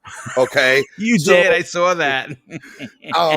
That's my point, is that they now have a platform, which is Game Pass, to help sustain their vision, including making third iterations of some of these games that basically look like they were done because Bethesda, ZeniMax, like, we can't afford to take these hits anymore, because most of these games are pretty much AAA games, like AAA budget, and they're just not, they're not selling. And now, because of Microsoft, and because they didn't dismantle everything, I mean, still to this day, a lot of people ignore the fact of, they acquired Double Fine. Double Fine has been around for ages, it feels like, and those guys make weird games. That's like their whole forte. Tim Schafer is still a part of the company. He's still working on these weird games. Yep. And Microsoft has not said, you can't make these weird games. And Tim Schafer would leave, I'm sure, if that occurred. So I don't understand why people try to run with idiotic narratives like, Microsoft is going to purchase and spend all this money on all these developers and then just be like, okay, well, you got to make this and you got to do this for us and that. Sure, they're not going to be like, if a game doesn't hit home, I don't think you're going to get a sequel from it. But other than that, a game like Dishonored, if they make Dishonored 3 or Prey, 2, I haven't gotten into Prey yet. I don't know if I'm going to, but there's too much going on Game Pass. I'm just saying. But, that's my point, is that, these games may not get made if they don't have engagement. And I'm sure there's a way that they're judging what engagement is. You know what I mean? What monthly active users, stuff like that. They're probably looking at all these things and saying, even if somebody subs and boots up a game and doesn't necessarily beat it for a period of time, is that worth it? You know what I mean? So that's where the worth thing is, just like, it's whatever Microsoft feels like is worth it. And right now it's just getting more subs. So if a game like Dishonored 3 comes out and they get more subs, I think they're happy. So, you know, at this point, the creativeness that is allowed under the Game Pass umbrella is incredible. Yeah. And I think you hit on a lot of really good points there, Crispy, that like I think we looked over here when it comes to like Double Fine. Like Double Fine is a weird studio. They make weird games. You know, they make the point and click action games that, like, you know, and from time to time they make some action games as well, like Psychonauts and Brutal Legend. So, like, you know, they make weird stuff that isn't for the AAA audiences, right? Or the mass market, quote unquote, right? They're niche. They're a niche studio, and Microsoft's like, yeah, we like this. This is weird. Let's go for it. They didn't go, oh, it's a Monday and we haven't bought anything. Tim, what's up, man? Right? Like that studio was in financial, and it's been in financial straits for a minute, and Microsoft went and scooped them up at the same exact time. It ain't a fucking charity, right? Phil Spencer isn't making these games out of the kindness of his heart. He's not buying these studios. So he's just like, yeah, literally any game, it could be the dumbest thing. Go for it. And it gets greenlit. No, like that's not how development works, right? I would assume 3-bit. You approach your leaders and go, hey, this is the idea that we have. This is the idea we're working on. Here are the mechanics that we want to focus on. And that's pretty much, at least in my idea, what happens, right? So, like, you know, it's about Microsoft understanding what they bought. And they know, you know, remember why this evaluation took so long. They're evaluating each studio, individual, what they do and what they bring to the table and what they're valued at. It's why it's a $7.4 billion thing. So, you know, Microsoft knows, and it's not like they're going to be like, again, it's not like they're any art idea that Arkane comes up with, whatever the case may be. I don't even think Bethesda does their own for these type of games. But it's not like every game's going to get greenlit by them. But at the same exact time, it's knowing what you bought. That's the most important thing. Knowing what you bought and how you're communicating with those teams is a juggling act, because you're doing it so differently when you're talking to individuals or individual studios constantly. So, you know, yeah, it doesn't mean that, you know, Xbox is going to ruin whatever. It's really comes down to how are these teams communicating with each other. That's what's going to make these games successful or not. And that creates a level of respect, bit. Like when you're contacting like someone from Microsoft and you're just like, hey, what do you think about this? And they're just like kind of like, go for it. It makes you want to go back and make sure that what you're creating is good. And you want people to fight on your creative vision as well. You want a little pullback, right? Oh, yeah. You don't want anybody to just go, yeah, sounds good. It's like, oh, really? Like everything I just said sounds great. Yeah, just go for it. Whatever. How much? Right? You do definitely like, okay, so like, for example, here, Titanfall 2, grappling mechanics in that game. When they're pitching this game with a grapple mechanic or pitching a game with Titans, there has to be a conversation about, okay, so, you know, there has to be the pushback of like, okay, so how are you going to make these Titans work? How are you going to make this thing work for a mass audience? And there has to be the kind of tug of war of ideas, because that's how you get good games. But I think the reason why people don't want that conversation is because it's much easier to say this sucks, this is awful, than actually having like a cohesive and intelligent conversation. Those are the most disheartening conversations you can have as a developer. Like you're working on something for like weeks and then ends up not working out. You know. But that's why, like, when you're greenlighting a project, it's not just the idea can be amazing, but it's not always just if the idea is good. It's is this fun to play? You know, can this be applicable? How does that idea actually translate? Because there's sometimes, it sounds great on paper, but like in actuality, you're like, ugh. And that's again, I think one of the many things when we talk about games is we don't understand it fully as a consumers, and we want to, but at the same time we don't trust sometimes what we hear, and that comes out of our own personal biases. But like that's the one thing is like, not every TV show gets pitched and gets made. Most of it's on the cutting room floor. We have to have an opening of desire of wanting to know how these things are made, whether we want or like the result that we get out of it. Yeah. Right? It may not be the answer you want to Yeah, hear. sometimes the consumer doesn't always know. Like, for example, like in Tony Hawk, like the newest Tony Hawk game, Pro Skater 1 and 2, they had like different animations for you getting up, and it looked really nice and smooth, and they took it out because it wasn't fun. And yes, that's more realistic. But that's not what's fun to play all the time, because people just want to get up and go. So you never really know. It's a balancing act. Yeah. And that's the coolest thing is like how do developers balance that? Like what you just said, like, the core tenets of what makes Vicarious Visions run is like taking out what works now or what didn't work then and still making it feel like it is from that time period without it feeling like it's that time period. That's that sentence barely makes sense. Imagine trying to implement those things in those systems. Indeed. Yeah. It's awesome. Video games are fucking cool, guys. Well, yeah, listen, again, this was a great conversation. I got to say, it's probably my favorite conversation of today's podcast. We still have a few other topics we're going to get to, but first of all, I got to thank a couple of super chats that came in. We had another one come in where we had a few of them come in. Davakin89 drops a very generous $2 super chat, an additional super chat. Thanks so much for that, dude. Super appreciate it. He goes, truth is, Bethesda is already adding 200 more devs. You know what, dude? Hit me up in the DM. Give me that story, brother. I'd like to definitely check that out. I missed that, but that's pretty dope.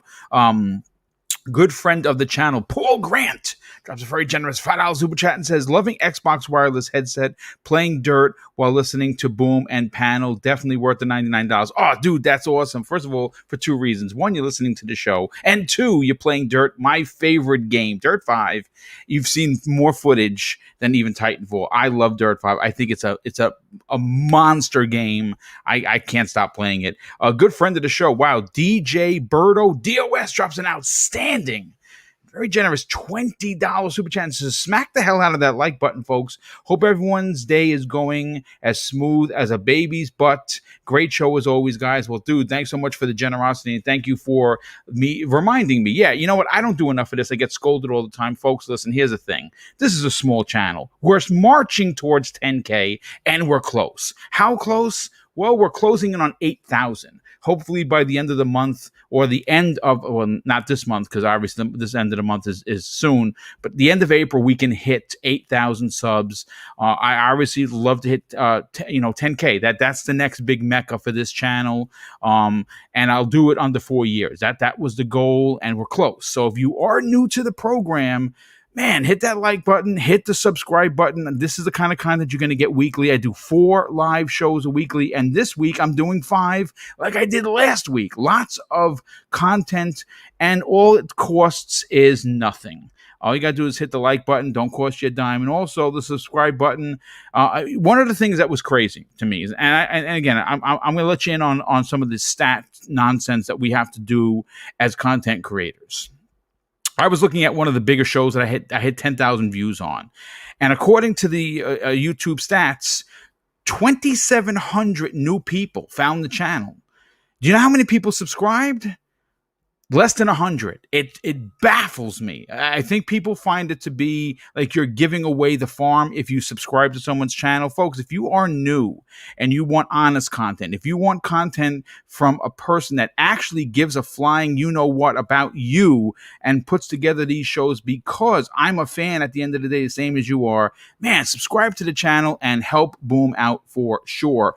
But let's move on to the next topic. And this one comes to us from good industry friend of the industry. I said industry twice. Jeffrey Grubb. Now, here's a little bit of a tidbit. Jeffrey Grubb has been making the rounds on people's podcasts. So people have asked me, boom, how come Jeff Grubb hasn't been on your show? Well, guess what, folks? I've been in contact with Jeff Grubb. We've talked privately. We don't have a specific date. He does like the work I'm doing the same way as I love his work. And yes, he is going to potentially be a guest on one of the upcoming podcasts. I think it's going to be Primetime Gaming. We're trying to iron out the specifics as we speak. He's been booked for at least this month. Hopefully we can get Jeff Grubb to pop on and maybe, just maybe, give us some, secret information that he normally saves for, like Greg Miller, you know what I'm saying? Good old Greg Miller. And those guys at Kind of Funny, where, obviously I love them. I know that, Joe, you're a fan, and obviously you're getting Greg on the show, hopefully sooner than later. And I'd love that. That's like, he's part of the bucket list. Definitely it's going to be May. Yeah. Oh, there you go. Greg Miller on the trophy room in May. Love it. And love what they do at Kind of Funny. But, I just got smoked. Anyway, let's get into the next topic of the show. When you talk about the king of racers, most Xbox fans will start to smile because they know that it is the Forza Motorsport and Horizon series. Now, it has been a while. Some people would even dare say that they've been on hiatus for the last several years. In fact, both Xbox first-party racers have been away from the spotlight for quite some time. As a matter of fact, Motorsport, its last release was October 3rd of 2017, and Horizon last saw its release of September 28 of 2018. Now, with the launch of the Series X and S on November 10th of 2020, many, including myself, thought that Forza at launch was a lock, was a guarantee, and of course, we were all wrong. Now, fast forward to the 2021 campaign, and because there has not been an official announcement from anyone at Redmond, home to Xbox. Though we do have some exciting news that comes to us the way of, again, Jeff Grubb. And I'm going to bring something up on the screen so you folks can see of what Jeff had to say regarding this. Now, here is a quote from Jeffrey Grubb. And this is what he says. I don't think gamers are going to go crazy with this announcement. The new Forza Motorsport was announced a few months ago, but I think we might have the next Forza Horizon first, and it might come out next year. Now, that comes to us, obviously, from Jeff Grubb, who was talking on a podcast regarding it. And what's interesting is he continued this conversation well past the Torns Pixel interview that he did with someone on Twitter. And there was an interaction that went like this. Sorry for the off topic. You still think Forza Horizon 5 will come out this year? And he simply replied with a GIF that says, I think so. Now, I have two questions for the panel here. And I'll start with, of course, Zemi Games. How likely is or are Xbox gamers going to be playing Forza Horizon 5 this fall? And here's the real conundrum. Will it be in Japan? Finally getting to Japan. What are your thoughts on this, Zemi Games? Japan would be lit. I would like that. I would like that a lot. I would actually probably play the game more than I played Horizon 4. And I'm not saying I didn't play Horizon 4. I did. I enjoyed the game, but I think I would actually really enjoy like driving around in Japan. All that neon much lights, the street races. Yeah. Especially if they had the seasonal thing. That way you could see the cherry blossoms. Like, oh my God. But no, yeah, I like that idea. However, Jeff Grubb, he's a smart guy and he definitely has sources. And so it's like, who am I to disagree with him or say that he's wrong, right? But it's just like I look at it, I'm really scratching my head, right? Because, it's 2017, the last Forza Motorsports, right? And then obviously the year after that, Forza Horizon 4 came out. And so what he's basically saying is that Playground Games will have put out 2 Forza Horizon games before, before Turn 10 comes out with their next one. And it's also confusing to me because we saw, the teaser trailer for Forza Motorsport, I think like last year, but we haven't seen any like promotional like stuff or anything from Horizon 5. So it really, really kind of has me scratching my head of why that would be. Only thing I can't answer your question. From what we understand and what we have heard from the Forza Motorsport team is that this Forza Motorsport is going to be drastically different than the other motorsports. It's not going to be Horizon different, but there's going to be an actual campaign in the game where you make your avatar and you're actually playing a story-based game. It's going to have, of course, it's open world. If you will, of what we expect, the semi-open world anyway. But I think that they are looking to refine and make this game very different. Maybe that's what's taking so long. Yeah, I mean, maybe. Either way, I mean, for me personally, I prefer the Motorsport series. So it's kind of disappointing. And then I also like my beard that and if Horizon comes out, bye beard. You guys remember that bet? See you later, beard. I do remember. Yeah. Yep. But I mean, ultimately, I think that it's really closing into the time where we really should be getting a Forza Horizon. I think this holiday season, with them, doing, hopefully some massive restocks for these new consoles is a great time to come out with a new Forza, especially, have 1 month comes out, Halo, maybe another month Starfield, and then another month we finally get, another Forza game. I think it's the right time for a Forza game. And yeah, I don't know. I'm still baffled by Horizon 5 coming out before the Motorsport thing. But either way, Forza game, hopefully we will get it this year.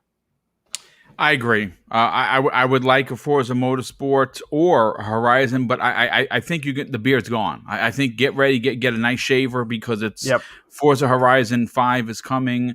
I hope that it is in Japan. I think that is where it needs to go next. This is the same conversation we've had with Assassin's Creed. Love the last 3 games. Don't love Valhalla as much as Odyssey. I'll be the first one to tell you. I like Valhalla. I'm going to be honest, I found it hard to go back, but my thing keeping the Japan situation in the conversation, why haven't Assassin's Creed gotten to Japan? I just don't get it. And I will say this, Semi Games, as amazing as Japan is as a country, as amazing as a great location for Horizon 5, it literally fits that genre and that series so well. Joe, what are the chances that we get Forza Horizon Japan? But more importantly, do you believe, Jeff, that we are getting Horizon 5 this fall? I don't see. What is that? I cannot see on the screen. Tsushima's main theme. Oh, well, there you go. I thought immediately of like Assassin's Creed. Taking so long to get there where now there's a better game and it's based in Japan, so like who cares? So when it comes to Forza Horizon coming to Japan, that excites me because as a dumb Westerner, I think of immediately Tokyo Drift and seeing those neon lights and drifting through all of that stuff. So right there, that gives me the vibe, and I'm all in for it. Also, just a totally different locale. I am sick of London. I am sick of New York. I'm sick of, the standard fare of what we see in like cities and shit. So like, give me something that we haven't seen. Give me Tokyo. And give me like, not just the neon lights, but give me also the countryside that often gets overlooked, right? Because if you're a Westerner, you don't see it anywhere unless it's some type of bullshit samurai movie, right? Which Ghost of Tsushima's bullshit samurai movie. I'm all in for it. So, like, give me something where I'm racing through. Like, not a lot of people know what or geologically like what that country really looks like on the ground. So like, let's go. Let's see something that's not, just Britain again. Let's get something that is different. And so, yeah, I really want to race through some cherry blossom fields. I want to race through the Tokyo, skyline. I want to race through, the open fields like that. That's actually, honest to goodness, you guys know I don't care about racing games. They don't pique my interest. Forza better than Gran Turismo, I'll take it. Like I won't argue, I don't know.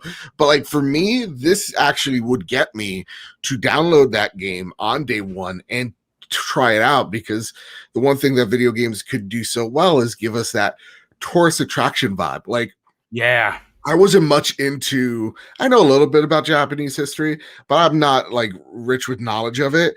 And I know a little bit about, the geological makeup of the islands, but I wasn't all too interested. And after playing a game like Ghost of Tsushima, I was like, I'm fucking all in. I wanna go to Japan. This place seems just like absolutely beautiful. So if Forza could do that as well for more gamers, not just myself, let's go. Let's do it. Let's get different, because I'm tired of racing in Europe. Let's do something. Let's do something new. I agree. I'd love something new, and I think that you couldn't get any better than Japan personally. That's my opinion on it for sure. I'm excited to see if it in fact happens. The fans have been calling for it, Joe. This isn't an accident. People want it to be in Japan for a lot of the reasons that Zemi and you just discussed. 3-Bit, let's get your opinion on this. Do you want to see Forza actually go to Japan? Do you think that there is potential to take the series into the next level, so to speak? And more importantly, do you think we get it this fall? Man, I don't know. I think right now, and sorry, my little doggy is barking. But I think based on what these people are saying, like Jeff Grubb, and I just talked to Jez, it seems like it is going to launch this year. I think this game will probably be one of the games that was unannounced coming in 2021, according to Jason Ronald. I also think Starfield, of course, is the other title that kind of depending on how much COVID has impacted production. But so far, Grubb and Jez have been pretty on point with these things for almost the entirety of the Series X's launch. So I see no reason not to believe in that. If so, Microsoft's going to have a pretty strong year in 2021 with all these different games coming out: Halo Infinite, Forza, Crossfire, Ascent, Scorn, Warhammer, 12 Minutes even. But yeah, I don't know. Not even to mention some of the games launching on Game Pass. So Forza, I'm pretty sure Forza Horizon will be first, and then Motorsport. It makes sense, especially if they tend to they really tend to build on each other's games. Like Motorsport in the past was the game they built on for Horizon, but it seems like it could be the opposite this time. And maybe since Horizon has pretty open environments, they could use the new tech, because they are building new tech for this game. Maybe the new tech for Horizon will help Motorsport in a vice versa sort of production, because of how open the environments are, and they could sort of scale that down for Motorsport, which we know is going to be more of a service game. And it's really interesting because Microsoft is seeming to go with the route of making one game and then building upon it with Halo Infinite and also Motorsport. So I'm interested in where that's going to go. But yeah, I think Forza Horizon is definitely going to come out this year. I really think it does bring up the question how much COVID is impacting production over there, because different studios we are working on right now, it's all digital. Some studios adapt to it better than others. Yeah. Smaller studios for sure it is actually better because they're smaller. They probably already are working on a digital space. But a bigger studio, when you deal with QA, you deal with like testers and the board members and all these different positions, right? With bigger companies. So I'm wondering if COVID is going to affect it. I besides that, I think it will come this year. I guess we'll have to see. Yeah. You know what? KK Days in the chat asks Joe, Mr. Badbit, a question. Should Forza adapt a Fast and the Furious element? Fuck yes, they should make a Fast and the Furious game. You know, like make it like Forza, but not by Vin Diesel. Actually make the game by that team. Don't make him like a producer. But like for me is what like to piggyback off what 3-Bit said. I actually we just saw Back for Blood's getting a delay from literally like June or July to October. Yeah, that was same sad. with another game. I forget what it was. It's just gotten a delay, but like games are getting delayed, guys. Like this is a real deal. This is a real thing. Yeah. Don't expect Starfield. Don't like. You know, it's funny, Joe. Tomorrow, we have. You know, obviously tomorrow is going to be a prediction show. We're doing a 90-minute Breakfast with Boom, but the first opening topics. It's going to be a very heavy Microsoft show. We actually got some news from Clobriel regarding Starfield that I'm saving for tomorrow. That may shock a lot of people. But the delays unfortunately are happening, and we're seeing it now. Granted, a lot of what we're going to see tomorrow from Microsoft is going to be coming out this year because they were supposed to come out last year. So the delay, kind of really set Microsoft up to have some big games, even though they're double and triple A. Single and double A titles. I think they're all going to fare very well. But Joe, I think you're onto something. I think we're going to see more delays. It's not only we're going to see more delays. I think this is going to push people to go out there and actually play some fucking indie games, man. Like that like Discover, like that's the thing that remember like helped.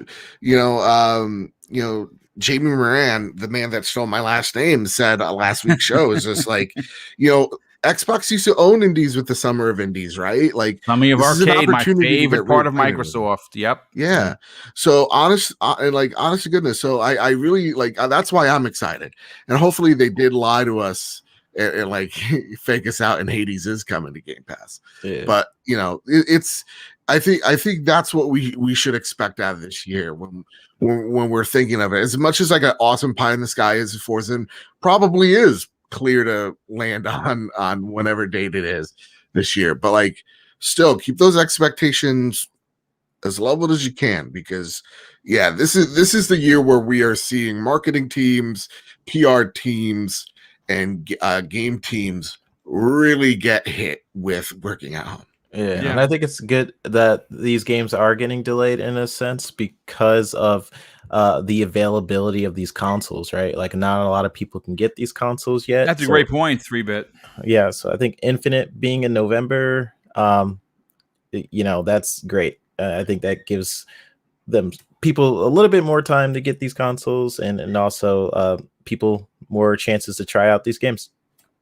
Yeah, no, absolutely. Real quick before we get to Crispy Bomb and we get everyone out of here because we're closing in on the 2-hour mark, Donovan drops a very generous $5 super chat and says, with Gran Turismo making a very strong comeback, the motorsport team can't get too comfortable. They're probably skipping because of that. Now, I don't think that's the case, dude. I mean, listen, Gran Turismo just got delayed. That's not coming out until who knows.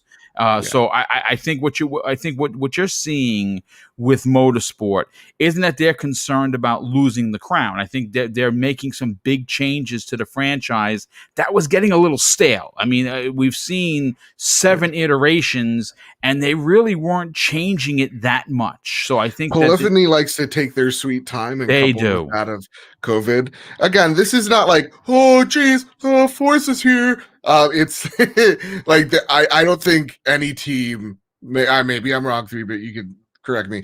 I don't think any team's like, oh shoot, I'm real scared about, unless like you're like a first person shooter and you're launching next to a Call of Duty. I don't think I'm particularly that concerned about what a team that I have no control over is doing. I'm focusing on what I'm doing and how I can improve the franchise and what our fans expect from my franchise, because I don't know, again, maybe I'm completely full of shit because I don't know racing games, but like I expect people would maybe want some things from Forza in Gran Turismo, but I think Gran Turismo fans want a Gran Turismo game. Yeah, I agree. So it's how do you live up and improve on that franchise rather than like how do we match what you know what I Forza's want doing? from Sony? I want a new Motorstorm. That's what I want. Cool. That's one of Good my luck. favorite PlayStation games of all time.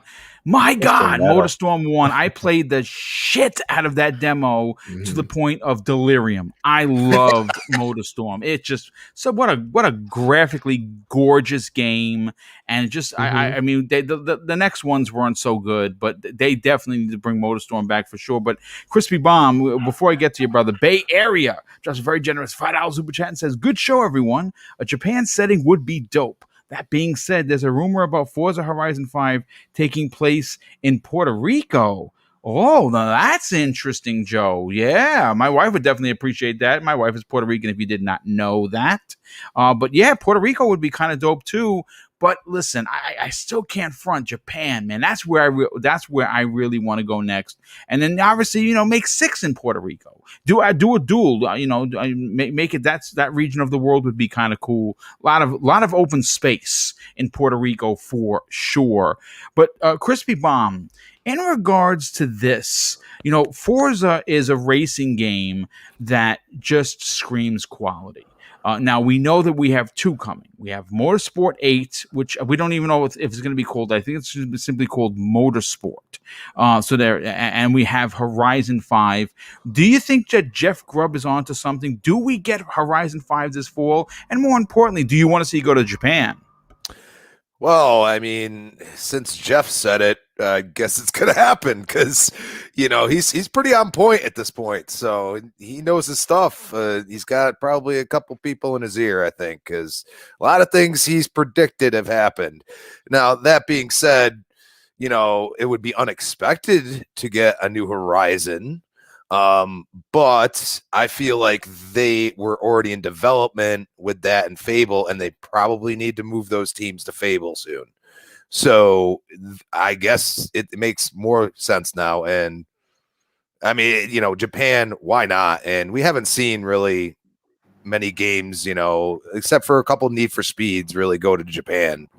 So I think Horizon would really be an awesome one to do there because can really showcase just the bright lights and the interesting settings and everything that could be brought to that would be really awesome. And now that I think about it more and more, they're really set up to pump out games every 2 years. The engine they use, everything that they use is really already there, and they only add like little tidbits, like they did the climate thing and the seasons changing and this next one. So now that's already part of it. So, I mean, I hope they flush it out a little bit, do some different things in what they've been doing. Cause me personally, I played it for a little while. I got a little bored. I kind of want a more, at least somewhat of a more story driven type thing. Sure, you could have your open world, but I do like, a storied racer that's got, a little action in there that, is a little different than what I experienced in 4. So I hope they do something like that. We have a super chat come in from Bernard Miller. He actually has something really important, Crispy. He says, "I read that Motorsport team wanted to overhaul their engine. Motorsport may be one of the first games to incorporate the RDNA 2 tools. Late 2022, early 2023 release." Indeed. There's a lot of people saying that they want to see. John B says Jeff knows shampoos. Yeah, with that lock of hair that he has got going on over there. I mean, he absolutely does for sure. But yeah, listen, folks, this has been a great show. We had almost 500 people here. Tomorrow, you're going to get a double dose of live content. You get a 90-minute breakfast with Boom, and then I believe it's going to be another 90-minute show for the event for Microsoft, the ID at Xbox. That is going live. at 12 p.m. Eastern Standard Time. We're going to be live on the air at, I would say maybe about 1:45, and we're just going to kind of be giving our opinions on what we expect to see. Part of that podcast, we have Mav from Fun Speculation. We have Pong Soul. We have Boxer Bear joining us tomorrow as well. A packed panel. I got to see if we may get one more guest, but I kind of wanted to keep the guests small because obviously I want everyone's opinion. So we'll see if we add anyone else to that. That's going to be going live tomorrow. I would say that we're going to go live at about 11:45 Microsoft show, which we're going to be watching as it happens on this channel, live with sound, with everything that you would find on a program that anyone else does. And hopefully you'll tune in for both shows. Let's get to the outros. Wait a second. We have another super chat come in from Warlord, who drops a very generous $5 super chat and says, kind of random, but I would actually buy a PlayStation if they made a new Twisted Metal. Damn, do we need a new Twisted Metal? Hell Yeah.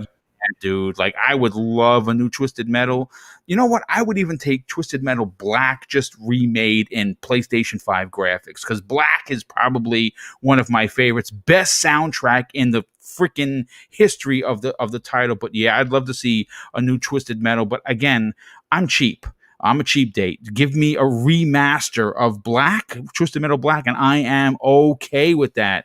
We'll start with Zemi Games. Zemi, this is your last show here, but you're going to be returning and reprising your role as co-host on Tuesday's double bonus edition of the Xbox Factor podcast. Tell everyone about where they can reach out to you, potentially boo you on social media, but more importantly, check out the incredible work you're doing at theconstantgamer.com. Yeah, so ConstantGamer.com, it is basically a website like IGN, GameSpot, Kotaku. But it's real. Yeah, the biggest difference is that it is actual objective reporting on gaming news and other things, right? Where we try to be a lot less bias. And so into that, we separate what actually happens in the news from how we feel about what happens in the news, which a lot of sites, quite honestly, just don't really do very often. And in addition to gaming news, we also do featured articles. We also do game reviews. We have a community section where we're posting fun gaming related quizzes, and more is to come, to that section as time goes on. And I say this, in every closing, but if you are someone that likes the idea of this site, and would like to write for this site, we are still looking for people that are interested in writing gaming news, reviews, featured articles, all sorts of different stuff. And to do that, you just have to go to ConstantGamer.com, click on the Contact Us button, then click on Join the Team, and fill out a short little application and submit it, and I will be in touch.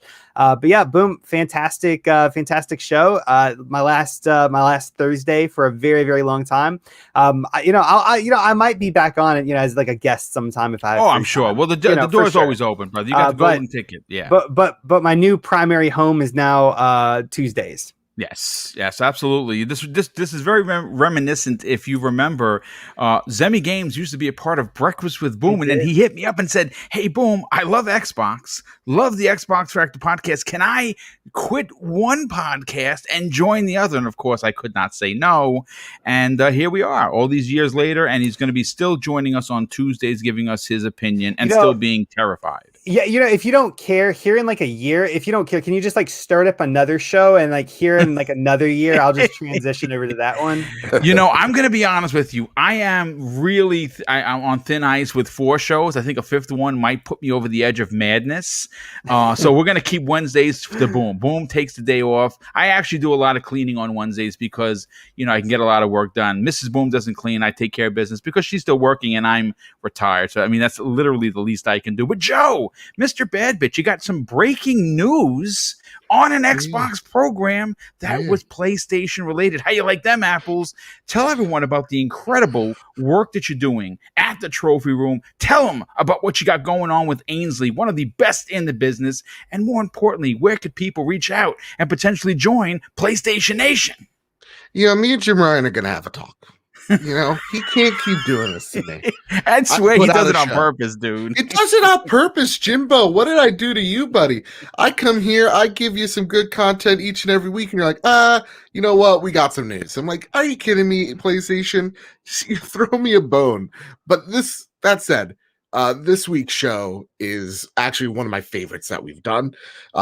This week on the Trophy Room, we talk about, the possibility of PlayStation getting rid of the PS3, PSP, and Vita digital storefronts, what that means for PlayStation gamers. And we talk about the PlayStation VR controller reveal, what our hopes is for that. And we have a really awesome conversation about why the hell did PlayStation buy Evo. Of course, we're joined by Ainsley from Seasoned Gaming. Honest to goodness, it was one of my favorite episodes. So please check that out. Video version on YouTube, on the Trophy Room's YouTube channel. You can find the Trophy Room wherever you find your podcast service of choice, whether that's Google Play, Apple Podcasts, Spotify, wherever you find your podcasts, you can find the show there. And I'm doing a bi-weekly show with Ainsley of Seasoned Gaming and some unknown named Luke Lore called Cast Co-op. It's all about bringing some lighthearted conversations with maybe some informative conversations as well, sprinkled on in there.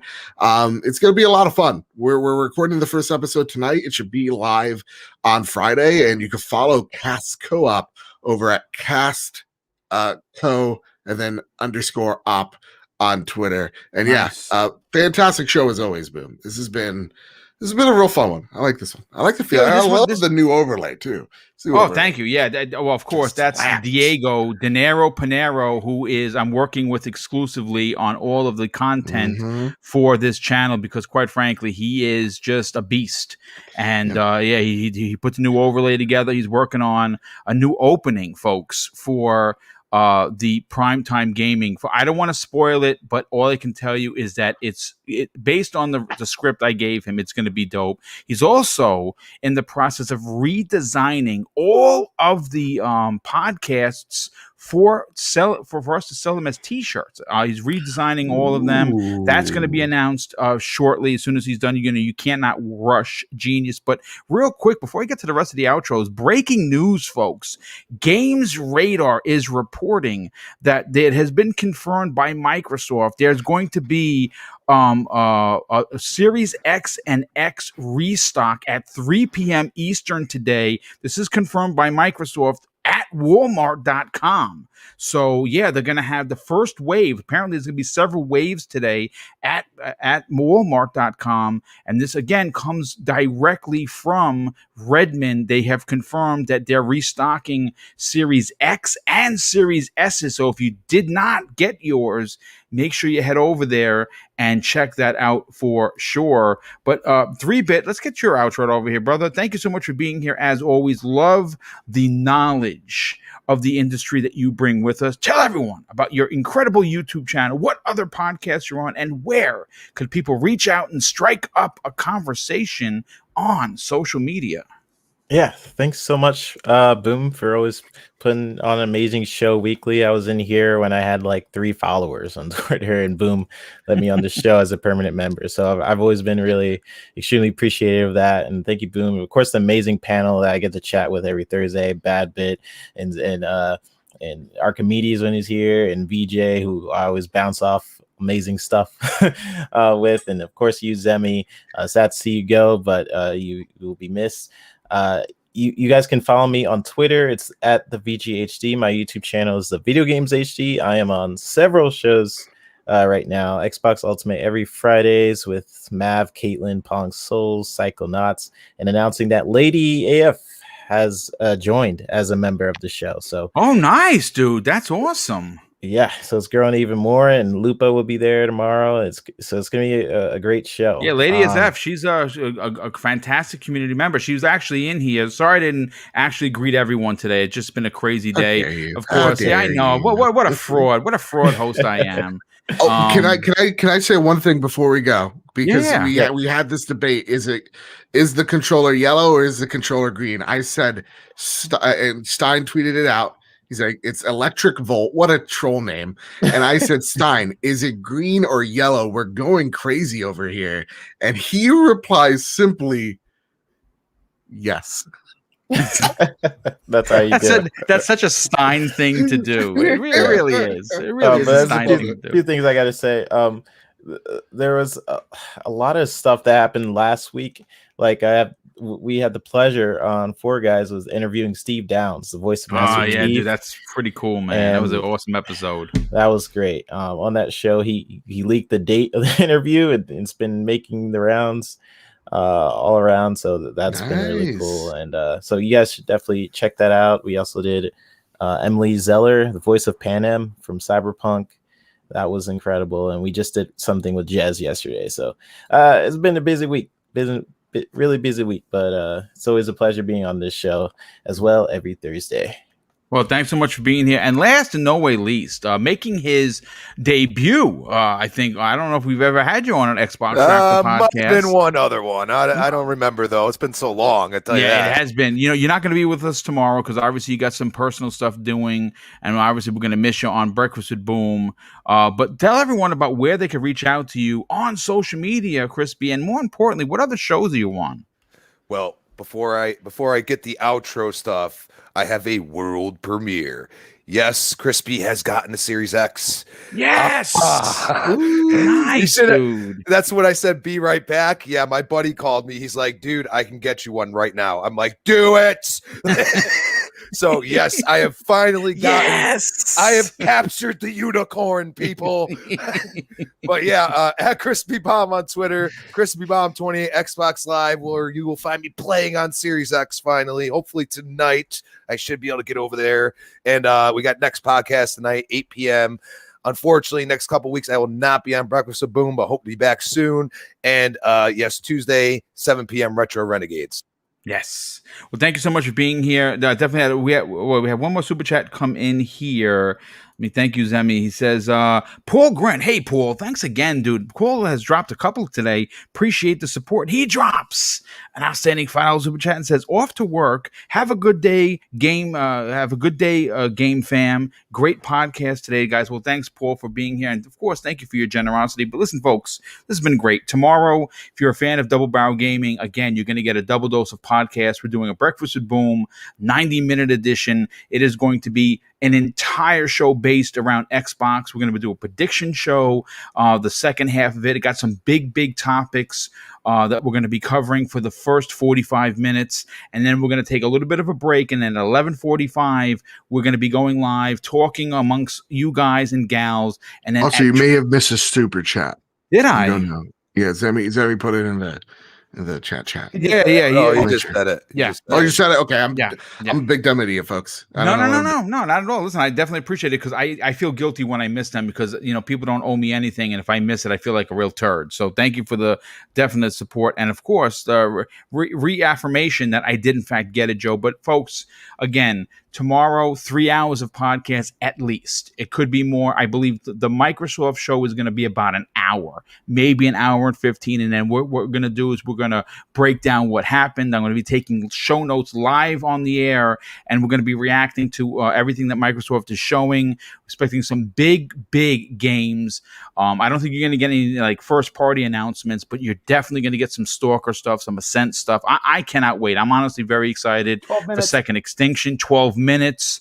Tunic, we might get a release date finally.